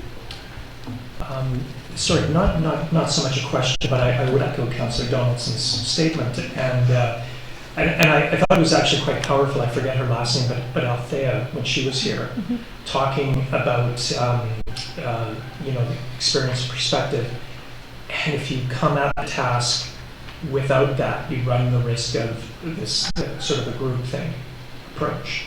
And so I think, and especially a topic like this, really does need to avoid and have an inherent mechanism where that is avoided. And so having IACT members directly involved seems to be like a critical step. Yeah. Okay, so I was the past council liaison to IACT for the last 4 years. I attended all the meetings, so I was an active member, so I think I know the group. The tension's been building between IACT and the corporate officers, and I understand both sides of the story. The corporate officers want to get this done. They see the legislation, they see the deadline, and they would like to get this done, and I appreciate all the work that they've done. On the other hand, we have a group that's been advocating for this precise legislation for the last 30 years. They've been advocating for accessibility issues, and they want us to think beyond a ramp, beyond just suggesting a ramps, because there's many disabilities. At the mayor's meeting in June, I was asked by all the mayors to try and broker a meeting with IACT. I started with the chair, Marnie Essery, the vice chair. I also talked to the senior policy analysts at the province, Bryn Lanford and Cruzy Spinoza. I spoke to Councillor Cynthia Day. I also looped in Mayor Desjardins and Mayor Tate, who were not at that meeting, the lunch meeting, to figure out where we were going to go. I did send an email to Sarah Jones, the corporate officer in View Royal. Unfortunately, she didn't get back to me until after View Royal had already voted on this latest proposal. When I was talking to the province, they said it's not a hard deadline achieved, but what you need to do is show progress, and we have shown progress. And don't forget, we have an accessibility committee. We've had IACT for the last 30 years, and we've been an active member for at least 15 of those. The overall goal really of this is to come up with a meaningful plan. The province does not want a plan that will sit on the shelf, and so what they want is meaningful dialogue and a meaningful plan. And they want this plan to be able to affect change. And I think in order for us to move the dial and to affect change, we need the people that have the lived experience at the table. And so I'm willing to propose what Councillor Jordison, the resolution that Councillor Jordison has on her late correspondence. So that's in the pinks here on page 3 and 4. And it's, I can read it out. The recommendation is that the District of Metchosin continue to participate on the Joint Intermunicipal Advisory Committee on Disability Issues, or IACTI, as the Municipality Accessibility Committee with potential partners to include City of Colwood, Esquimalt, Highlands, the City of Langford, the District of Sauk, and the Town of View Royal, and that the draft terms of reference for this Joint Accessibility Advisory Committee be provided for consideration and approval in the fall of 2023, and that each member of the municipality of this Joint Accessibility Advisory Committee appoint one elected representative and one elected alternate representative to the committee, and that each member of the municipality of this Joint Accessibility Advisory Committee allocate its share of annual operating funds for committee expenses, and that a Joint Accessibility Advisory Committee ad be placed seeking membership for this committee, and that staff collaborates with the Joint Accessibility Advisory Committee to prepare the terms of reference for the accessibility plan, and that the $10,000 of funding allocated for year one of the 2023-2027 financial plan, originally for the development of the accessibility plan, be used as funds permit instead for assistance as and when required with the development of the accessibility plan, and or contributions towards retaining a consultant to prepare an accessibility plan, which member municipalities will apply to their own accessibility initiatives and facilitated engagement sessions such as focus groups and surveys on barriers faced by the public in assessing the services of the partner municipalities, and further that the District of Metchosin establish an email to receive public comments as set out in the Accessible BC Act legislation. And that I'd like to submit that as a motion. I'll second that. Seconded by Councillor Donaldson. Discussion. Councillor Gray. I just wonder if you might clarify, at our last meeting, Council passed a motion asking the staff to work with the IACTI, and I believe the staff at the time we were directing the staff at View Royal and Colwood. I recall I voted against the motion because it didn't seem to me we could be directing those staff who don't work here. But at any rate, that happened. So the staff were working on it, and then you met the mayors and all the mayors, and they asked you to broker a deal with IACTI after we met. And then when did the View Royal Mayor and Council agree to proceed with the motion proposed by the corporate officers? Mm-hmm. Yeah, so the mayor's meeting was in July. No, it was in June, at the end of June. The mayors asked me to go and forge a path between the two, the corporate officers and IACTI, to try and bring the groups together to collaborate. The View Royal motion, which is similar to what is provided in the package, was passed just recently within the last 3 weeks. And Colwood, Langford, and Highlands are all discussing it. Highlands discussing it at the same time we are, and the others will be in either at the end of August or in September. So it looks, if I may, it looks like the staff met then, or had already met a number of times with IACTI, and then we put forward our motion. And the next part, we see staff have been unable to secure a follow-up working group meeting with IACTI representatives that would help. Well, Councillor Jordison from Colwood phoned me last night, and she said that there were discussions ongoing about IACTI's ability to manage money, limitations from the bigger role they have now would be reduced, and there was quite a bit of discussions, it sounds like, with yourself and the vice chair and the chair of the committee. Mm-hmm. But weren't we supposed to be leaving the staff to work this out? We were leaving it for the staff to work out, and now we've got this report. And so they've had no further discussions with IACTI, so we're at a stalemate. And so we're trying to move beyond the stalemate and trying to, I don't want to say force, but I'm trying to broker a collaborative effort between the two so that the people with lived experience are at the table. Maybe I'll just say that I totally support the activity under this legislation and support for the disabled and the call to action that it represents and everything. I'm keen about that. But it seems like we're wandering around, and I'm just not clear what the other districts are. They're all receiving advice, so we've got 5 corporate officers all advising us to do something. And that would seem to me to be the thing to do, to follow what the staff had proposed. I did understand tonight there's some problem in discussions, but presumably that those discussions will continue. But IACTI will need to make itself available if they want to be involved in the discussions. So it just seems like a lot of stirring pot here to not know where to land. And I understand we received this afternoon from Councillor Jordison, but we received an official report from the corporate officers who we passed a motion asking them to work on it, and they've come back to us. We really want to jump to a new proposal. Yeah, I do want to jump to a new proposal because we're at a stalemate. The corporate officers have apologized to IACTI for not engaging them, which they should have done. And then they said, but we're going to move forward and form the committee ourselves. To me, that's unacceptable, that the corporate officers would be the committee.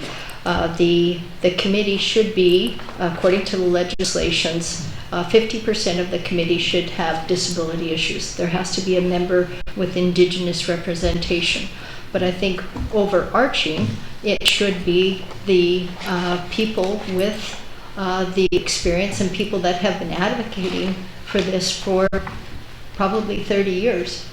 And I actually feel quite strongly that with this, I don't know about their difficulty handling the money, their money. I haven't heard that, but they wouldn't be having the money. The $10,000 wouldn't be in their back pocket. That would be secured at one of the municipalities, and that would go towards the consultation process and the accessibility plan. And there are people within IACTI, within that community, that are consultants. And yes, we could go and hire a consultant from the Rick Hansen Foundation, but as you heard tonight, Marnie Essery, the chair of the committee, has taken courses with the Rick Hansen Foundation, and she knows Rick well. And so I just don't think it is palatable to have a committee with all of this experience and to be used. The corporate officers said, of course we will use their expertise. They don't want to be used. They want to be actively engaged. They want to be meaningfully engaged. And I think with help from the corporate officers, from the municipalities, we can move forward on this. This is really not all that complex. The Accessibility Act says we need three things: a committee, a plan, and a portal. We've got stuck on the committee phase, and I'm trying to move beyond that so that we can get at the meat of this, which is the plan. And how I see the plan working is there's many themes that are common through all the municipalities. That can go into the plan, and then each municipality would be responsible for their own unique plan in there. And that plan, overarching plan, can be developed by a consultant or the committee, and they can figure out how to use the money wisely.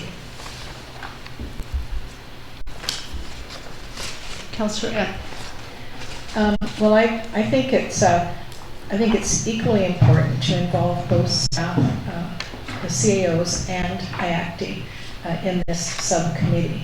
Mostly because, through staff, they know all the ins and outs of getting things through council, through municipalities, and actually making things happen. I realize IACTI does that as well. I think the two of them together can be very powerful as far as developing the accessible, or following the BC Accessible Act. I think it is a political, committee, but it'll only work with a lot of involvement from groups like IACTI. So anyway, I don't think I could support the motion, because I really think that it's important. They say they're going to work together, and I think it's really important to work out the problems and to make that happen. Okay. We do have other committees, the Parks and Trails Advisory Select Committee, the Chosen Environmental Committee. It doesn't have staff on it. It has citizen appointees. and they bring that back to the council liaison and the respective councils. So on this committee, there would be 15 members, 7 council liaisons, so that would ensure the information would go back to the districts, as well as 7 appointees and 1 chair. So there would be council input on this new, or continuing with this IACD as being the Intermunicipal Advisory Committee on Disability Issues. Councillor Gray. I'm just wondering if we should, if this is going forward to every district and we want to take a different point of view, perhaps in the vein of what you're talking about, communication, we might send a letter to the other districts and say, we've got another idea. Do you want to look at this before we vote on it? Because I'm kind of interested in working together with the others and maybe just laying it out. Perhaps View Royal's done their part, but perhaps the mayor of View Royal and the councillor would like to reconsider what they've done if they see this in front of them, rather than us passing it and saying there, so there, and somebody else passes it and they go so there, and we just keep going around this this thing. How about just communicating with the mayors and the other councils and see what they want to do? I think that is on the package. That is option number 3. And so everybody, this is not unique, this package to Metchosin, this is, everybody received this. So number 3 is that IACD become the new committee. That's on page 51 of the council agenda.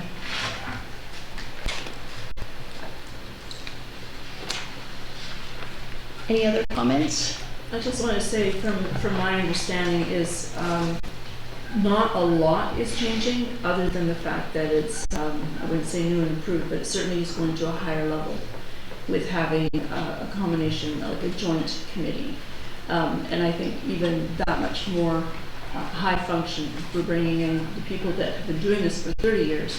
Strong advocacy. I mean, they even commented on a building that they visited in this community here, of where we could do some improvements, which I was really grateful for, because again, they live this every day. It's just so easy for them. So a combination of what we're doing and that higher level of where the province is wanting us to take this. I think we've got everything we need in place. It's just a matter of finalizing that last detail. And then it can evolve even after this, as far as if we want to morph the other jurisdictions in some of their language or whatever. But I think everybody's fairly much the same in their language. Okay. I think it would be more efficient to have the corporate officers be the committee and then move it along, but I don't think it would be as meaningful, and I don't think it would be respectful. So does anybody else have any other comments? Okay, so I have a motion on the table. So the motion is, as I read, that was from Kim Jordison's late item here. Okay, I'll call the question. All in favor? Opposed? Okay, Councillor Gray and Councillor Epp opposed. Motion carries. Okay, moving on to the next item. Thank you.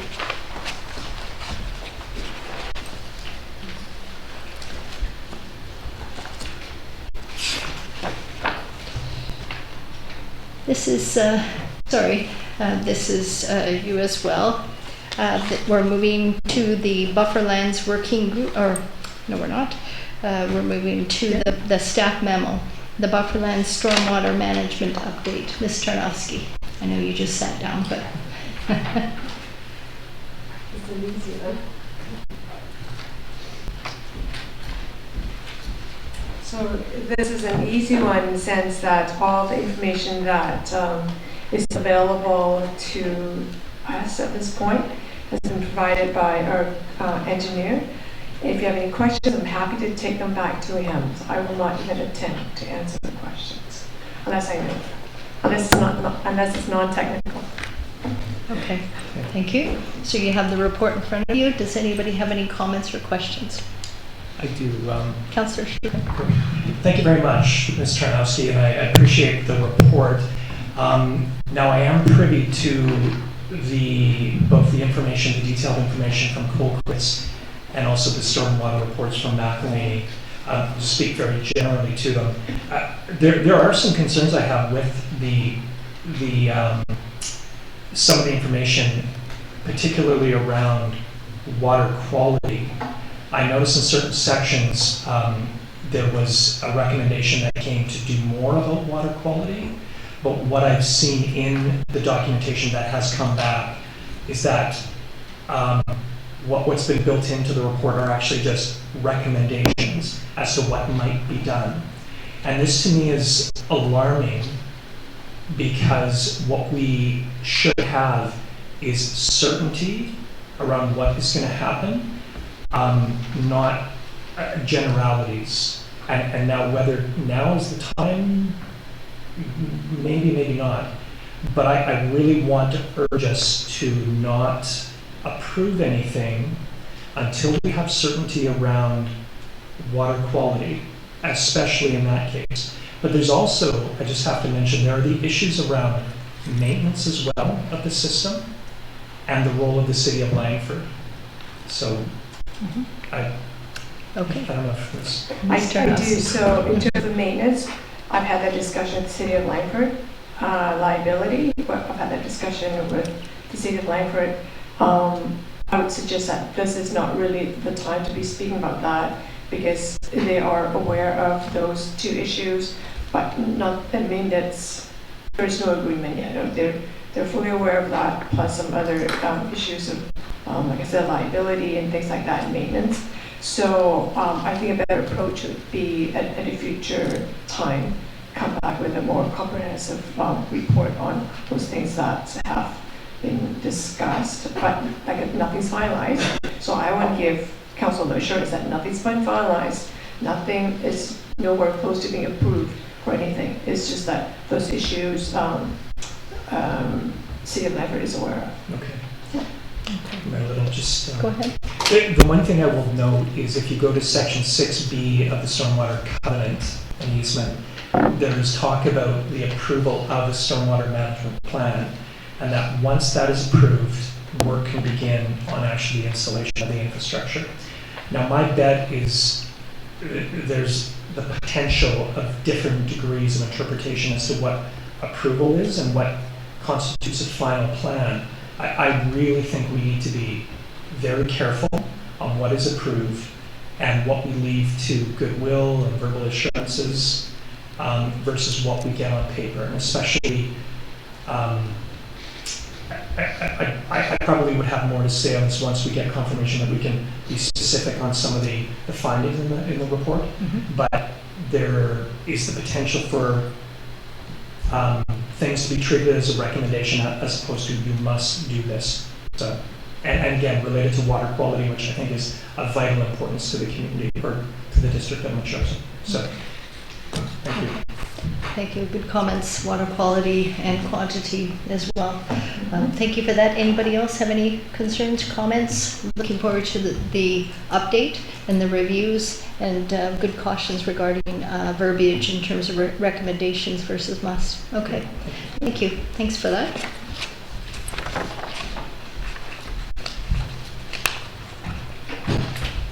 Next, on page 87, we have the West Shore RCMP biannual report, January to June.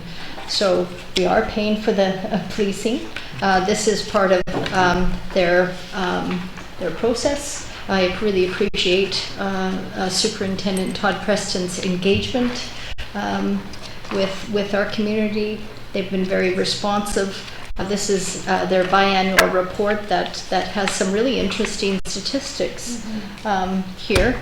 No doubt you've read it and you have some comments. Go ahead, Councillor Gray. I'll move receipt. Moved by Councillor Gray, seconded by Councillor Epp. Any other comments? Councillor Donaldson. Just looking at page 90, where it actually gives us a little bit of a report on the chosen. The numbers are quite a lot higher than the other ones, and I'm just wondering if I'm reading it right.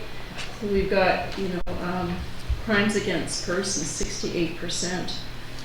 And if I were to look at, let's see, what's another one that's better? It seemed quite high. Look at Langford, it's only 7%. So a lot of crime here against a person. And same with some of the others. You know, we got 160% on other criminal code violations, 300%. Well, that would be the federal statute of violations. I'm not sure. That could be some of the institutions maybe we have here. I don't know. I think you have to look at the raw numbers as well in that 300%. And from January 1st to June 30th, 2022, it went from 1 to 4. That is still concerning, but rather than the percentage change, look at the raw numbers.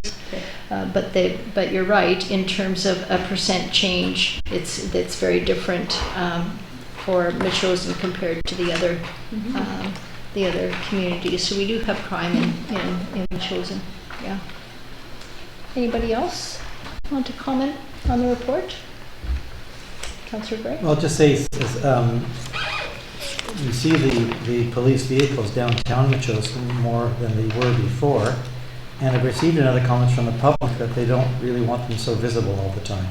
And I don't know if there's other areas of Metchosin we can send them to, where there are problems and issues that need to be addressed, but it doesn't need such a presence in the core, I guess, is what I've heard from the public. Okay. I've actually heard some comments to the contrary, that they're glad to see that we pay for these police officers. They're glad to see them in the community. I have invited them to some community events as well. When we've had events, they were certainly at the Ford and Friends, they were at the Parisian Cafe, and at our Raising the Pride flag. To me, they're welcome in the community. But certainly we've asked them to go to other areas as well. So, any other comments? Councillor Epp? Well, just last week I saw a motorcycle caught with somebody pulled over on Kangaroos. Okay. Okay, so Councillor Gray moved receipt. Did I have a second? Was it Councillor Epp? I think so. Councillor Epp was second. I'll call the question. All in favor? Opposed? Carried. Thank you. I think we're on to correspondence for action now. The Next Generation 9/11 funding. This is on page 105. The Fire Chief, did you want to speak to this? Sure. Thank you. The Next Generation 9/11 funding. Approval and agreement terms and conditions of funding. Yes, so I believe I don't remember the date, but I attended a webinar regarding this grant. This was a grant that we did not apply for. The province just gave it to all municipalities, $45,000. I think there's $150 million in total that is going to be handed out to the different public safety access points, or the PSAPs, which are the big dispatch centers, and then $300,000 for each of the smaller dispatch centers to upgrade their technology to Next Generation 911. So to be clear, Next Generation 911 has really nothing to do with how we get dispatched out. So it doesn't change any of our equipment. It's really about how you call 911. So it provides better access. We talk about accessibility, texting, potentially even video calling, all that kind of stuff. And that's the new technology that's coming. So, you'll be sending pictures, here, there's a fire going on, this is where it's at, and, using, different mapping and that sort of thing. So that's Next Generation 911. Okay. So the funds are very specific that we cannot use them on equipment for us. No new CAD systems, nothing like that in our trucks, as in responders. It is really designed for educating the public, educating firefighters to know how to educate the public, that sort of thing. Okay. And I do notice that the August 2nd, 2026 deadline is a hard stop, that we have to return any of the unused funds if they're not used by that Yes, date. 3 years, 2026, yeah. Okay. Any comments? Councillor Epp? I'll just move that we send a signed copy of the 2023 Next Generation 9/11 funding agreement to UBCM. Okay. Councillor Epp's got a motion? Seconded by Councillor Donaldson. Discussion. Anybody else want to discuss this? I think this is great. We can't, unfortunately, we can't use it for infrastructure. That's too bad. But I did have a question. through you, Chief, is this anywhere near being implemented yet, or are we still several years away from it being implemented? Or any pilot projects underway? Yeah. I don't know. And that's one of the challenges with this grant is that the first that there's been talk about this change coming for years. What that really looks like for us, we don't actually have those kind of details yet. It's not in our dispatch for certain yet. I'm sure that there are plans that are being rolled out that are beyond my scope at this point in time. However, I assume, because they've given us the money already, that it's coming soon. They're going to tell us what that looks like. So with this money, I would recommend, I think I put that in my email, that this actually, we can do some research on what we can use these funds for, and maybe the Healthy Communities would be a good advisory committee to maybe take a look at that, because we're really focusing on, I sit on the committee as well, but we're focusing on education and getting that communication out to the public. So. Okay. Okay, great. Any other comments? No? Okay, thank you very much. Thank you.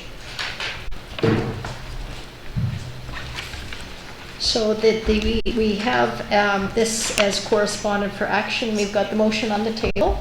Anything else? Did you want to speak to it, Councillor Epp? No. Okay. I'm going to call the question. All in favor of signing the document, the correspondence approval agreement? All in favor? Opposed? Councillor Gray's opposed? No, I'm in favor. Oh, you're in favor. Okay. All in favor. Thank you. Okay. The next item is Judith Cullington's correspondence. This was a request to appoint council member to the Wanda Fuca Performing Arts on page 113 of your council agenda. Okay. Judith Cullington, Ms. Cullington had provided us with a presentation last council meeting. They would like to formally request that the District of Metchosin designate one member of council to be the representative on the intermunicipal committee. View Royal and Highlands have already selected their representatives, and they're hoping that Langford and Colwood will make their selections in the near future. So, what say ye? Do we want to participate at the table or not? Councillor Epp. Well, I think it's important to participate, just so we can, keep track on what's going on in the arts all around the district. I think it's hopefully that all the groups will work with each other in creating a really positive attitude and results for all the artists and performers that we have. Okay. Anybody else wish to speak to this? Councillor Epp, did you want to put forward a motion? Okay, and I also want to say that I think that it could be, a really good group that our own Metchosin Arts and Cultural Centre Association could work with, and hopefully having, events and things going on that'll work well for everyone. So I will move the District of Metchosin designate one member of council to be representative on the intermunicipal committee. Okay. That's a motion by Councillor Epp, moved by Councillor Epp, seconded by Councillor Donaldson. Anybody else wish to speak to this?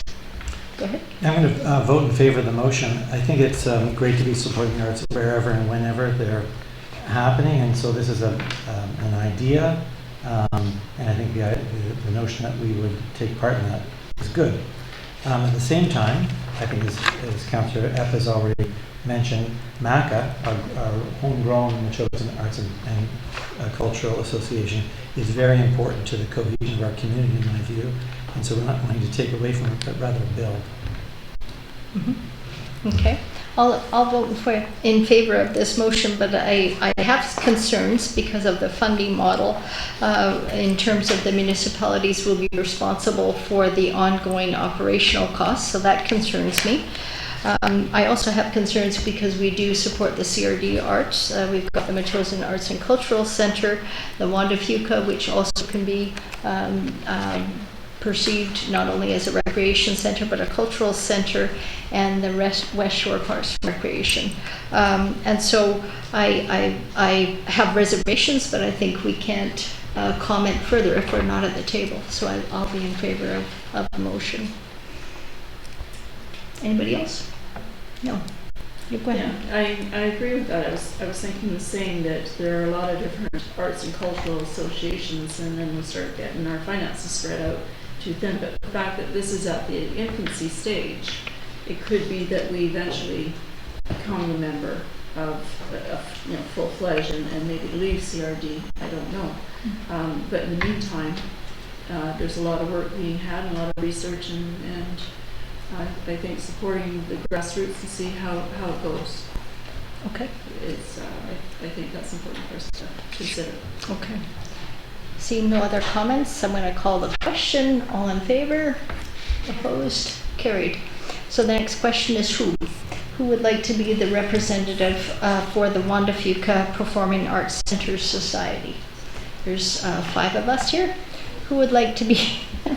Yeah, I know it's late in the evening, but stay with me. I think, would you like to think about it and talk to your colleagues? I'll volunteer. Councillor Epp will volunteer. Do I have any other volunteers? Seeing none, I'll make a motion that Councillor Epp will be the council liaison to the Juan de Fuca Performing Arts Center. I would second it. So that's moved by the mayor, seconded by Councillor Schuken. Anybody else? All in favor? Opposed? Carried. Congratulations. Okay, then we're moving to the Marianne Altos City of Victoria endorsement of Vancouver Island Housing Leadership Network calls to action on page 117. Okay, so she sent us a letter on July 19th asking us to endorse this Vancouver Island Leadership Network calls to action. There's a number of different calls on here. There's 6 action items. Here, I won't read them out. I know that you've read them. I suspect you might have some concerns, but let's talk about it, okay? Okay. No? Mayor, Councillor will Schuken. Okay. You go first. Well, I would simply move for receipt of the letter. Okay. Councillor Epp would like to move receipt of the letter, seconded by Councillor Schuken, and then Councillor Epp. Discussion. Just really quickly, these are worthy objectives and goals. I feel like we have much more work to do in terms of addressing the housing question here in the Chosen before I would feel comfortable with endorsing these principles here. No, I can endorse a couple of them, number 5 and number 6, but some of the others give me pause for reflection as well. Anybody else want to comment? If not, I'll call the question of moving receipt. All in favor? Opposed? Carried. Thank you.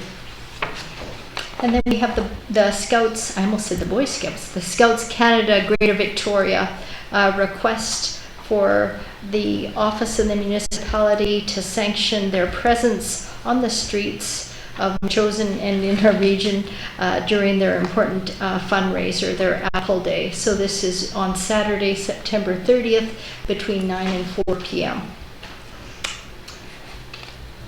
Councillor Donaldson. Do you want a motion? Or yeah. Okay, so I'll motion that we support this. I've been involved with this program for a number of years. Okay. And what it doesn't say here specifically where they want to go, but I suspect that the group themselves will reach out to the business that they're standing in front of. They're required to do that because of insurance purposes, and oftentimes they will go to Machosen Cafe or the other cafe if it's open, depending which day, or the store. But it's not to impede on the sales of apples at the store. It's just by donation. It's a fundraiser. They get to keep, I believe it's 50% of the proceeds, and the other 50% goes to the camp. Okay. So that's a motion by Councillor Donaldson. Do I have a seconder? Councillor Epp. I would also like to, well, actually, let's deal with that motion. Any other comments? No? All in favor? Opposed? Carried. I thought it would be a good idea if we put the notice on the website as well to give them a little bit of public publicity, given that they've been long-standing members of our community and very have contributed a lot. So if we could ask staff to do that as well, that would be great. Thank you. Okay. On page 121 of the council agenda, we have a proposal, a very detailed proposal from members of the Albert Head neighborhood. We did hear some comments regarding some of the inaccuracies here. That's actually not for us to correct their letter, but I wanted to know what you would like to do with this. I think it's obvious that we should forward this to the Parks and Trails Advisory Select Committee. They're well positioned to analyze this and work collaboratively, but I certainly appreciate the effort of these volunteers that want to get involved in our community, and I commend them. Councillor Shukin. Yeah, thanks, Mayor Little. Just some background here. So Ms. Ronci and a number of her neighbors did make an appearance at the Parks and Trails Advisory Committee a number of months ago, and I forget exactly when. In June. And we did talk at that time about some of the vision that the neighborhood group had.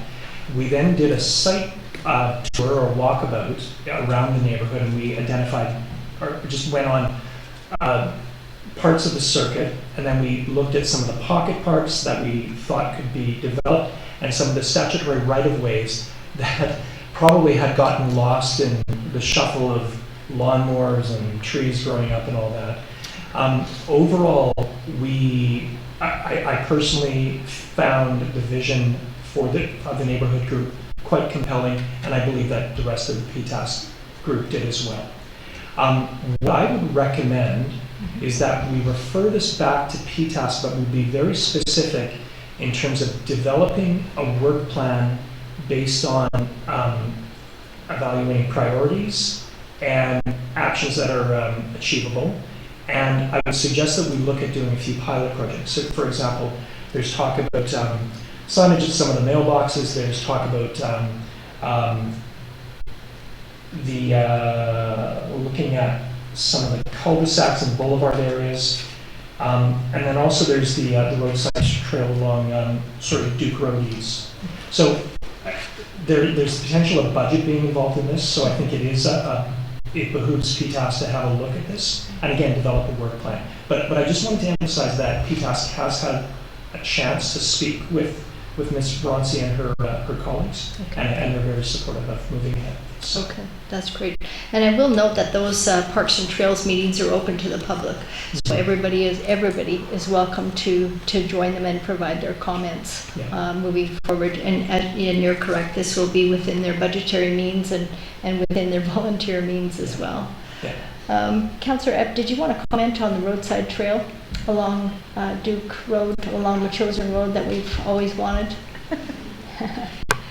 Well, obviously, it's a huge amount of money, so it's something that we're hoping that we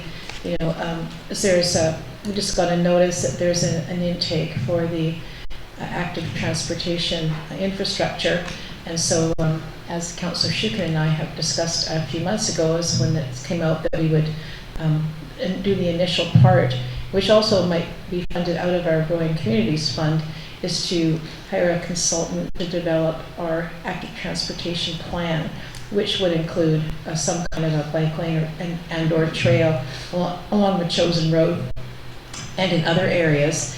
And from there, once we have a plan, then that enables us to apply for a lot of really big grants. But in pretty much every case that we've looked at, unless you have that consultant's report, you might as well forget even trying to apply for the grant, because they pretty much require it. Mm-hmm. Okay. Same position as the agricultural plan and funds. Okay, that's useful. Thank you. Councillor Donaldson. Yes, I'm really impressed with the amount of energy and ambition this group has. We have lots of parks and trails in our community. We'd love you to come out and help with that too.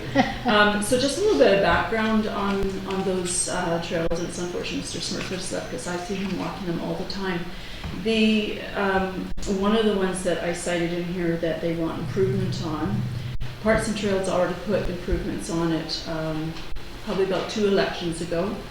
And that would be from the Duke Road on the Duke Road at Royal Bay side, all the way to Chapel Heights.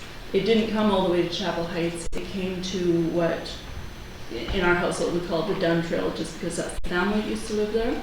It stopped there because of the curve. There was a lot of accidents on that stretch of highway. There was over $9,000 put in aggregate and landscape cloth. You can't tell that it's there because it's just one big shoulder. So unless it's delineated with something, there's already good money been put after bad there. So that was to help with the loop system. There are quite a few other improvements that were done. Mr. Parapolka worked on that one, as well as from Chapel Heights to Duke Road at this end, where it kind of goes down, and that's usually where I see Mr. Smurfett and his wife and many others using it, because it connects to a lot of the other interior trails that they do have. So those are some things. I know when I'm out on the trails, if there's branches in the way or whatever, I do trim them back, mostly because I'm out hiking with my dog or on horseback. And I'm sure that that's acceptable with PTAS. It's a matter of, not getting brutal with the pruning. So if there's something that's in the way, I took a drive-by the other day actually and noticed a few of them, you could see that there was a footpath there, but there was a little bit of overgrowth. The other thing that I noticed in here were what I call information kiosks at mailboxes, and there's pros and cons to that. Highlands has those throughout the community, and after a while they can look a little bit ratty, but interspersed appropriately, there's a cost to building those. And then when I say interspersed, because not all mailboxes have enough room for you to be able to get out, park, get your mail, and look at it. Having said that, we have a beautiful marquee sign out front here that informs either side of things that are going on. We have our newspaper, our website, our Facebook pages, a lot of information in that regard. So I don't know if that's a high priority. There was talk of improving or reevaluating our Trails Master Plan, because we've pretty much accomplished a lot of the trails there. There's still a lot on there that I think that maybe PTAS will at some point, maybe it's in our strategic plan, to update that, and so maybe some of this can be built in. Having said that, this is one neighborhood. We have a lot of other neighborhoods and people are not saying, hey, I'd like to do that too, and I'm sure they did. I know my neighborhood, we're still waiting for a connector trail in the Saddleback area. So prioritizing in the master plan is really important across the region. So yeah, some good ideas. Yeah, Councillor Schuster. Yeah, thanks, Marlene. Toward Councillor Donaldson's comments, I do need to ask PTASC again what their view on the status of the Trails Master Plan is and if it's worthy of an update. And it'd be wonderful if we could look at some of the trails that have been highly successful in terms of wear and tear, and some that have not. And I think about the Piers Road Trail, and what are the characteristics that make trail enduring and successful, and what the other way. So that would be interesting to know. But yeah. Okay. Okay, Councillor Gray. Yeah, I just want to say how impressed I was to receive this plan and the idea. And I think we'd heard previously from Councillor Schuken that some discussions had begun, but I really like what I'm seeing here. And, the possibilities for the local trail improvements on that, but then also, as we talked about, the Mitchelson Connector Trail idea and the possibilities of finding there. So I was a little bit surprised to hear Mr. Brown tonight mention the problem in terms of, where's the local community at? And without any disrespect to the people organizing it or to Mr. Brown, I think that the point of having more talk in the community would be a big help. And it sounded like we got that one perspective and the other responding that yes, that makes good sense. And so just as PTAS takes it on, or if we ask them to do so, that they should be aware of that as well as getting our feet in the community a little bit. The local group, the local area, and see what's going. Because maybe there's some spaces that should be well enough left alone, but others we should dig in more seriously. I imagine the groups will all be interested in working together on those kinds of things. Okay. So good on you for the work, and good on you for coming tonight and talking. Councillor Donaldson. Yeah, and just so that we don't forget, we have talked about safe passage and the active transportation plan. I know the Ag Committee talked about it too, doing bike tours and that sort of thing. But we've also, not to forget about Hans Helgeson to Lombard, that being a significant safe passage for our children. Yeah, and it would connect easily, with the Helgeson Trail and Lombard. And I'd raised that master plan before because when PTAS came, it was kind of, we had it, but it's a little bit ephemeral at this point. It would also help in terms of, back to your point, Mayor, a little bit funding. Once the plan's there, then it will help probably bolster the active transportation plan, bolster, the getting some of these things done. So all sounds good to me. Okay. So, Councillor Shukin, would you like to make a motion to refer this to PTAS, thinking outside the box? Yeah, I would like to make a motion that the Albert Head Neighborhood Group proposal for Parks and Trails opportunity be referred to PTAS with the goal of identifying opportunities and building a work plan to begin to achieve those opportunities. Okay. Motion by Councillor Shukin, seconded by Councillor Gray. All in favor? Oh, sorry, did you want to say? No. Anybody else want to comment? Sorry to rush you. All in favor? Opposed? Carried. I do want to apologize to Ms. Ronsi for subjecting her to another layer of bureaucracy, but that's how we get things done. So thank you very much. Okay, thank you. Thanks, everybody. Next on the agenda, we have correspondence for information. On page 127, we have the response from Minister Ravi Kahlon to our letters. They also, moving to the next item as well, North Saanich, a similar community to Metchosin, also sent their letter, and the response from the Honourable Ravi Kahlon is also included there. So first off, this is the letter that Minister Kahlon sent to us. Does anybody have any comments? I'd certainly like to thank him for his thoughtful response. And it seems like he recognizes our concerns and acknowledges them, that our feedback to them is very welcome, and we need to continue to have these difficult conversations regarding housing. Does anybody else want to comment on this? Councillor Donaldson? Yeah, I thought it was great that he actually responded and acknowledged us, and because we had kind of deliberated, should we send a letter, shouldn't we? And I'm glad that we did. And I'm really pleased with the response that we got, because it does say that we're on the right path for this. Okay. Councillor Epp. I just thought the tone of the two letters was quite interesting, because it was quite different, actually, between the one we got and the one they got in North Saanich. Yeah. We are very similar communities, except for they have a population of over 12,000. Our population is 5,067, so we have similarities, but a lot of differences as well. And there was a different tone to their letter than our letter as well. But I think they will also continue with their collaborative discussions with the province. So could I have a motion to receive this? I'll move to receive both correspondence, one from the minister and the other from North Saanich. Okay. Moved by Councillor Gray, seconded by Councillor Shukin. That's to receive both the correspondence. So all three is what you're talking about, the response to us, the letter from Mayor Peter Jones, and the response from Minister Kahlon. So with that, I'll call the question. All in favor? Opposed? Carried. Thank you. And then we have the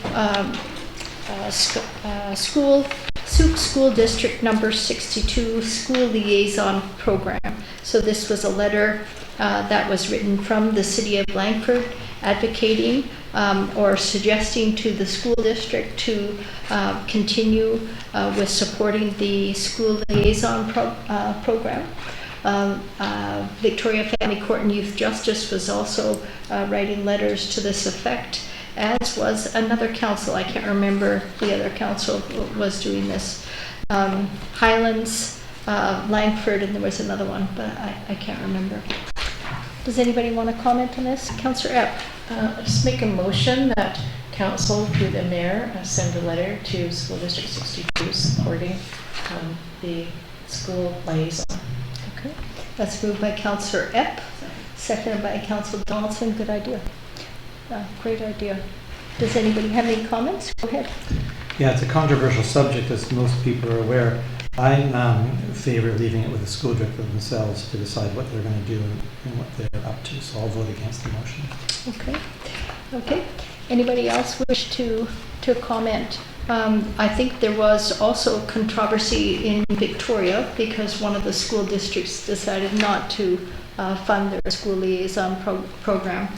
And I'm in favor of it. I think it's really good for kids to see police officers early in life, see that they're no threat. I do understand that some of our First Nations neighbors may have a differing point of view, and I think it would be great if we could have those conversations with them regarding the school liaison program.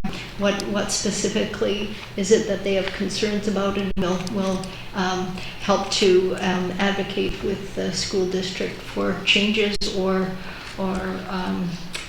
any comments coming from our neighboring nations. Yeah. Okay. Anybody else have any comments regarding the motion of Councillor Epps? No? Go ahead, Councillor Sorry, Gray. will you launch those discussions then with the council at Beecher Bay? Yeah, I think it's a good idea. No, very little. No? I'm wondering if that's in our purview to do. If we're talking about school liaison officers, I'm sensing that's not within our, that strikes me it's between the school, the band, and the RCMP. Except for Russ Chips sits on the school board, so I think we can find out some other information from him and have that conversation. I don't see there's a risks in that. Right. I don't think that he will take it that we're trying to tell him what to do. Yeah. I think it's good to have a conversation. Okay. I guess I'm mindful of your time. Well, you could also do it as well. Since you have more time than me, maybe you could do it. No. Okay. So, to be respectful then, do we want to pass the motion before you speak with them or after? I think the motion's on the table. We have a first and seconder. I think there's no reason why we can't do it tonight and have other conversations. Do you feel comfortable with that, Councillor Epp? Yeah. Yeah. Okay. So, with that, I'll call the question. I think everybody's getting tired. All in favor? Opposed? Councillor Gray's opposed. Thank you. Okay, and then we have the letter from the District of Highlands. Move receipt by Councillor Epp, seconded by Councillor Donaldson. Comments? All in favor? Opposed? Stay with me. Then we have on page 137, we have the zero carbon step code correspondence from, where's the date on this? I don't see a date. Okay. Does anybody want to speak? Councillor Gray. Yeah, I'll move receipt of this correspondence from Jane Devonshire, the chair of the South Island Climate Action Network. And if you'll accept it, also move receipt of the letter from Dr. Janet Ray, August 14, 2023. Okay. So that's moving both of those together, and Dr. Janet Ray is also a proponent for the zero carbon step code as well. Any other comments? That's moved by Councillor Gray. Did we have a seconder? Councillor Epp. All in favor? Opposed? Carried. Thank you. Now, we don't have any bylaws. We do have other business. This is minutes from the special council meeting earlier this evening, Councillor Shukin. So we've got from the special council meeting, option 1. I'll just read it for you, if that's okay. You can move it, but I'll read it. That council directs staff to send notices to landowners within 60 meters of the property, informing them of the application and the council meeting when issuance of the permit will be considered. And that staff coordinate a council site visit for the property. So this is the development variance permit for 5097 William Head Road. So moved. Okay, moved by Councillor Shukin, seconded by Councillor Donaldson. Discussion? All in favor? Opposed? Carries. And then secondly, this is the staff report, the rezoning application for 4696 Beckingham Road. The option 1 is that an amendment to the land use bylaw be prepared to rezone 4696 Beckingham Road, the lands legally described at section 16 Metchosin District, except part in plan VIP 62759 from RU to a new amenity residential to zone AR2, and that a site-specific text amendment for the official community plan be prepared to enable increased density for up to 4 additional lots for 4696 Beckingham Road, and where approximately 40% of the parcel will be dedicated to the municipality as park amenity. And further, that prior to adoption of the zoning and the official community plan amendment bylaws, a section 219 covenant be registered to secure items as part of the development agreement. So moved. Sorry, moved by Councillor Epps, seconded by Councillor Schuken. Comments? I'll speak in opposition to the motion. Everybody's aware of my comments earlier. I think that we have not conducted due diligence on this arrangement, and that we are making a decision or pushing us down the direction of changing the OCP, altering the council policy on not increasing density, and it seems to me that it's we're off track here, not seeking professional assistance on sort of stuff that we're not particularly skilled and knowledgeable about. Okay, thank you. Any other comments? Councillor Epp. I think I made enough before. Okay. Thank you. Anybody else? No? I'll call the question then. All in favor? Opposed? Carried. Thank you. Councillor Okay. Gray is opposed. Councillor Gray, Councillor Donaldson opposed. Okay, we have 6 minutes. Oh no, this is to begin prior to 9:30. We don't have any time, sorry. So that we don't have a time for question period, I'll take a motion to adjourn. So Moved by Councillor Schuken, second by Councillor Epp. All in favor? Opposed? Carried. Thank you very much, everybody.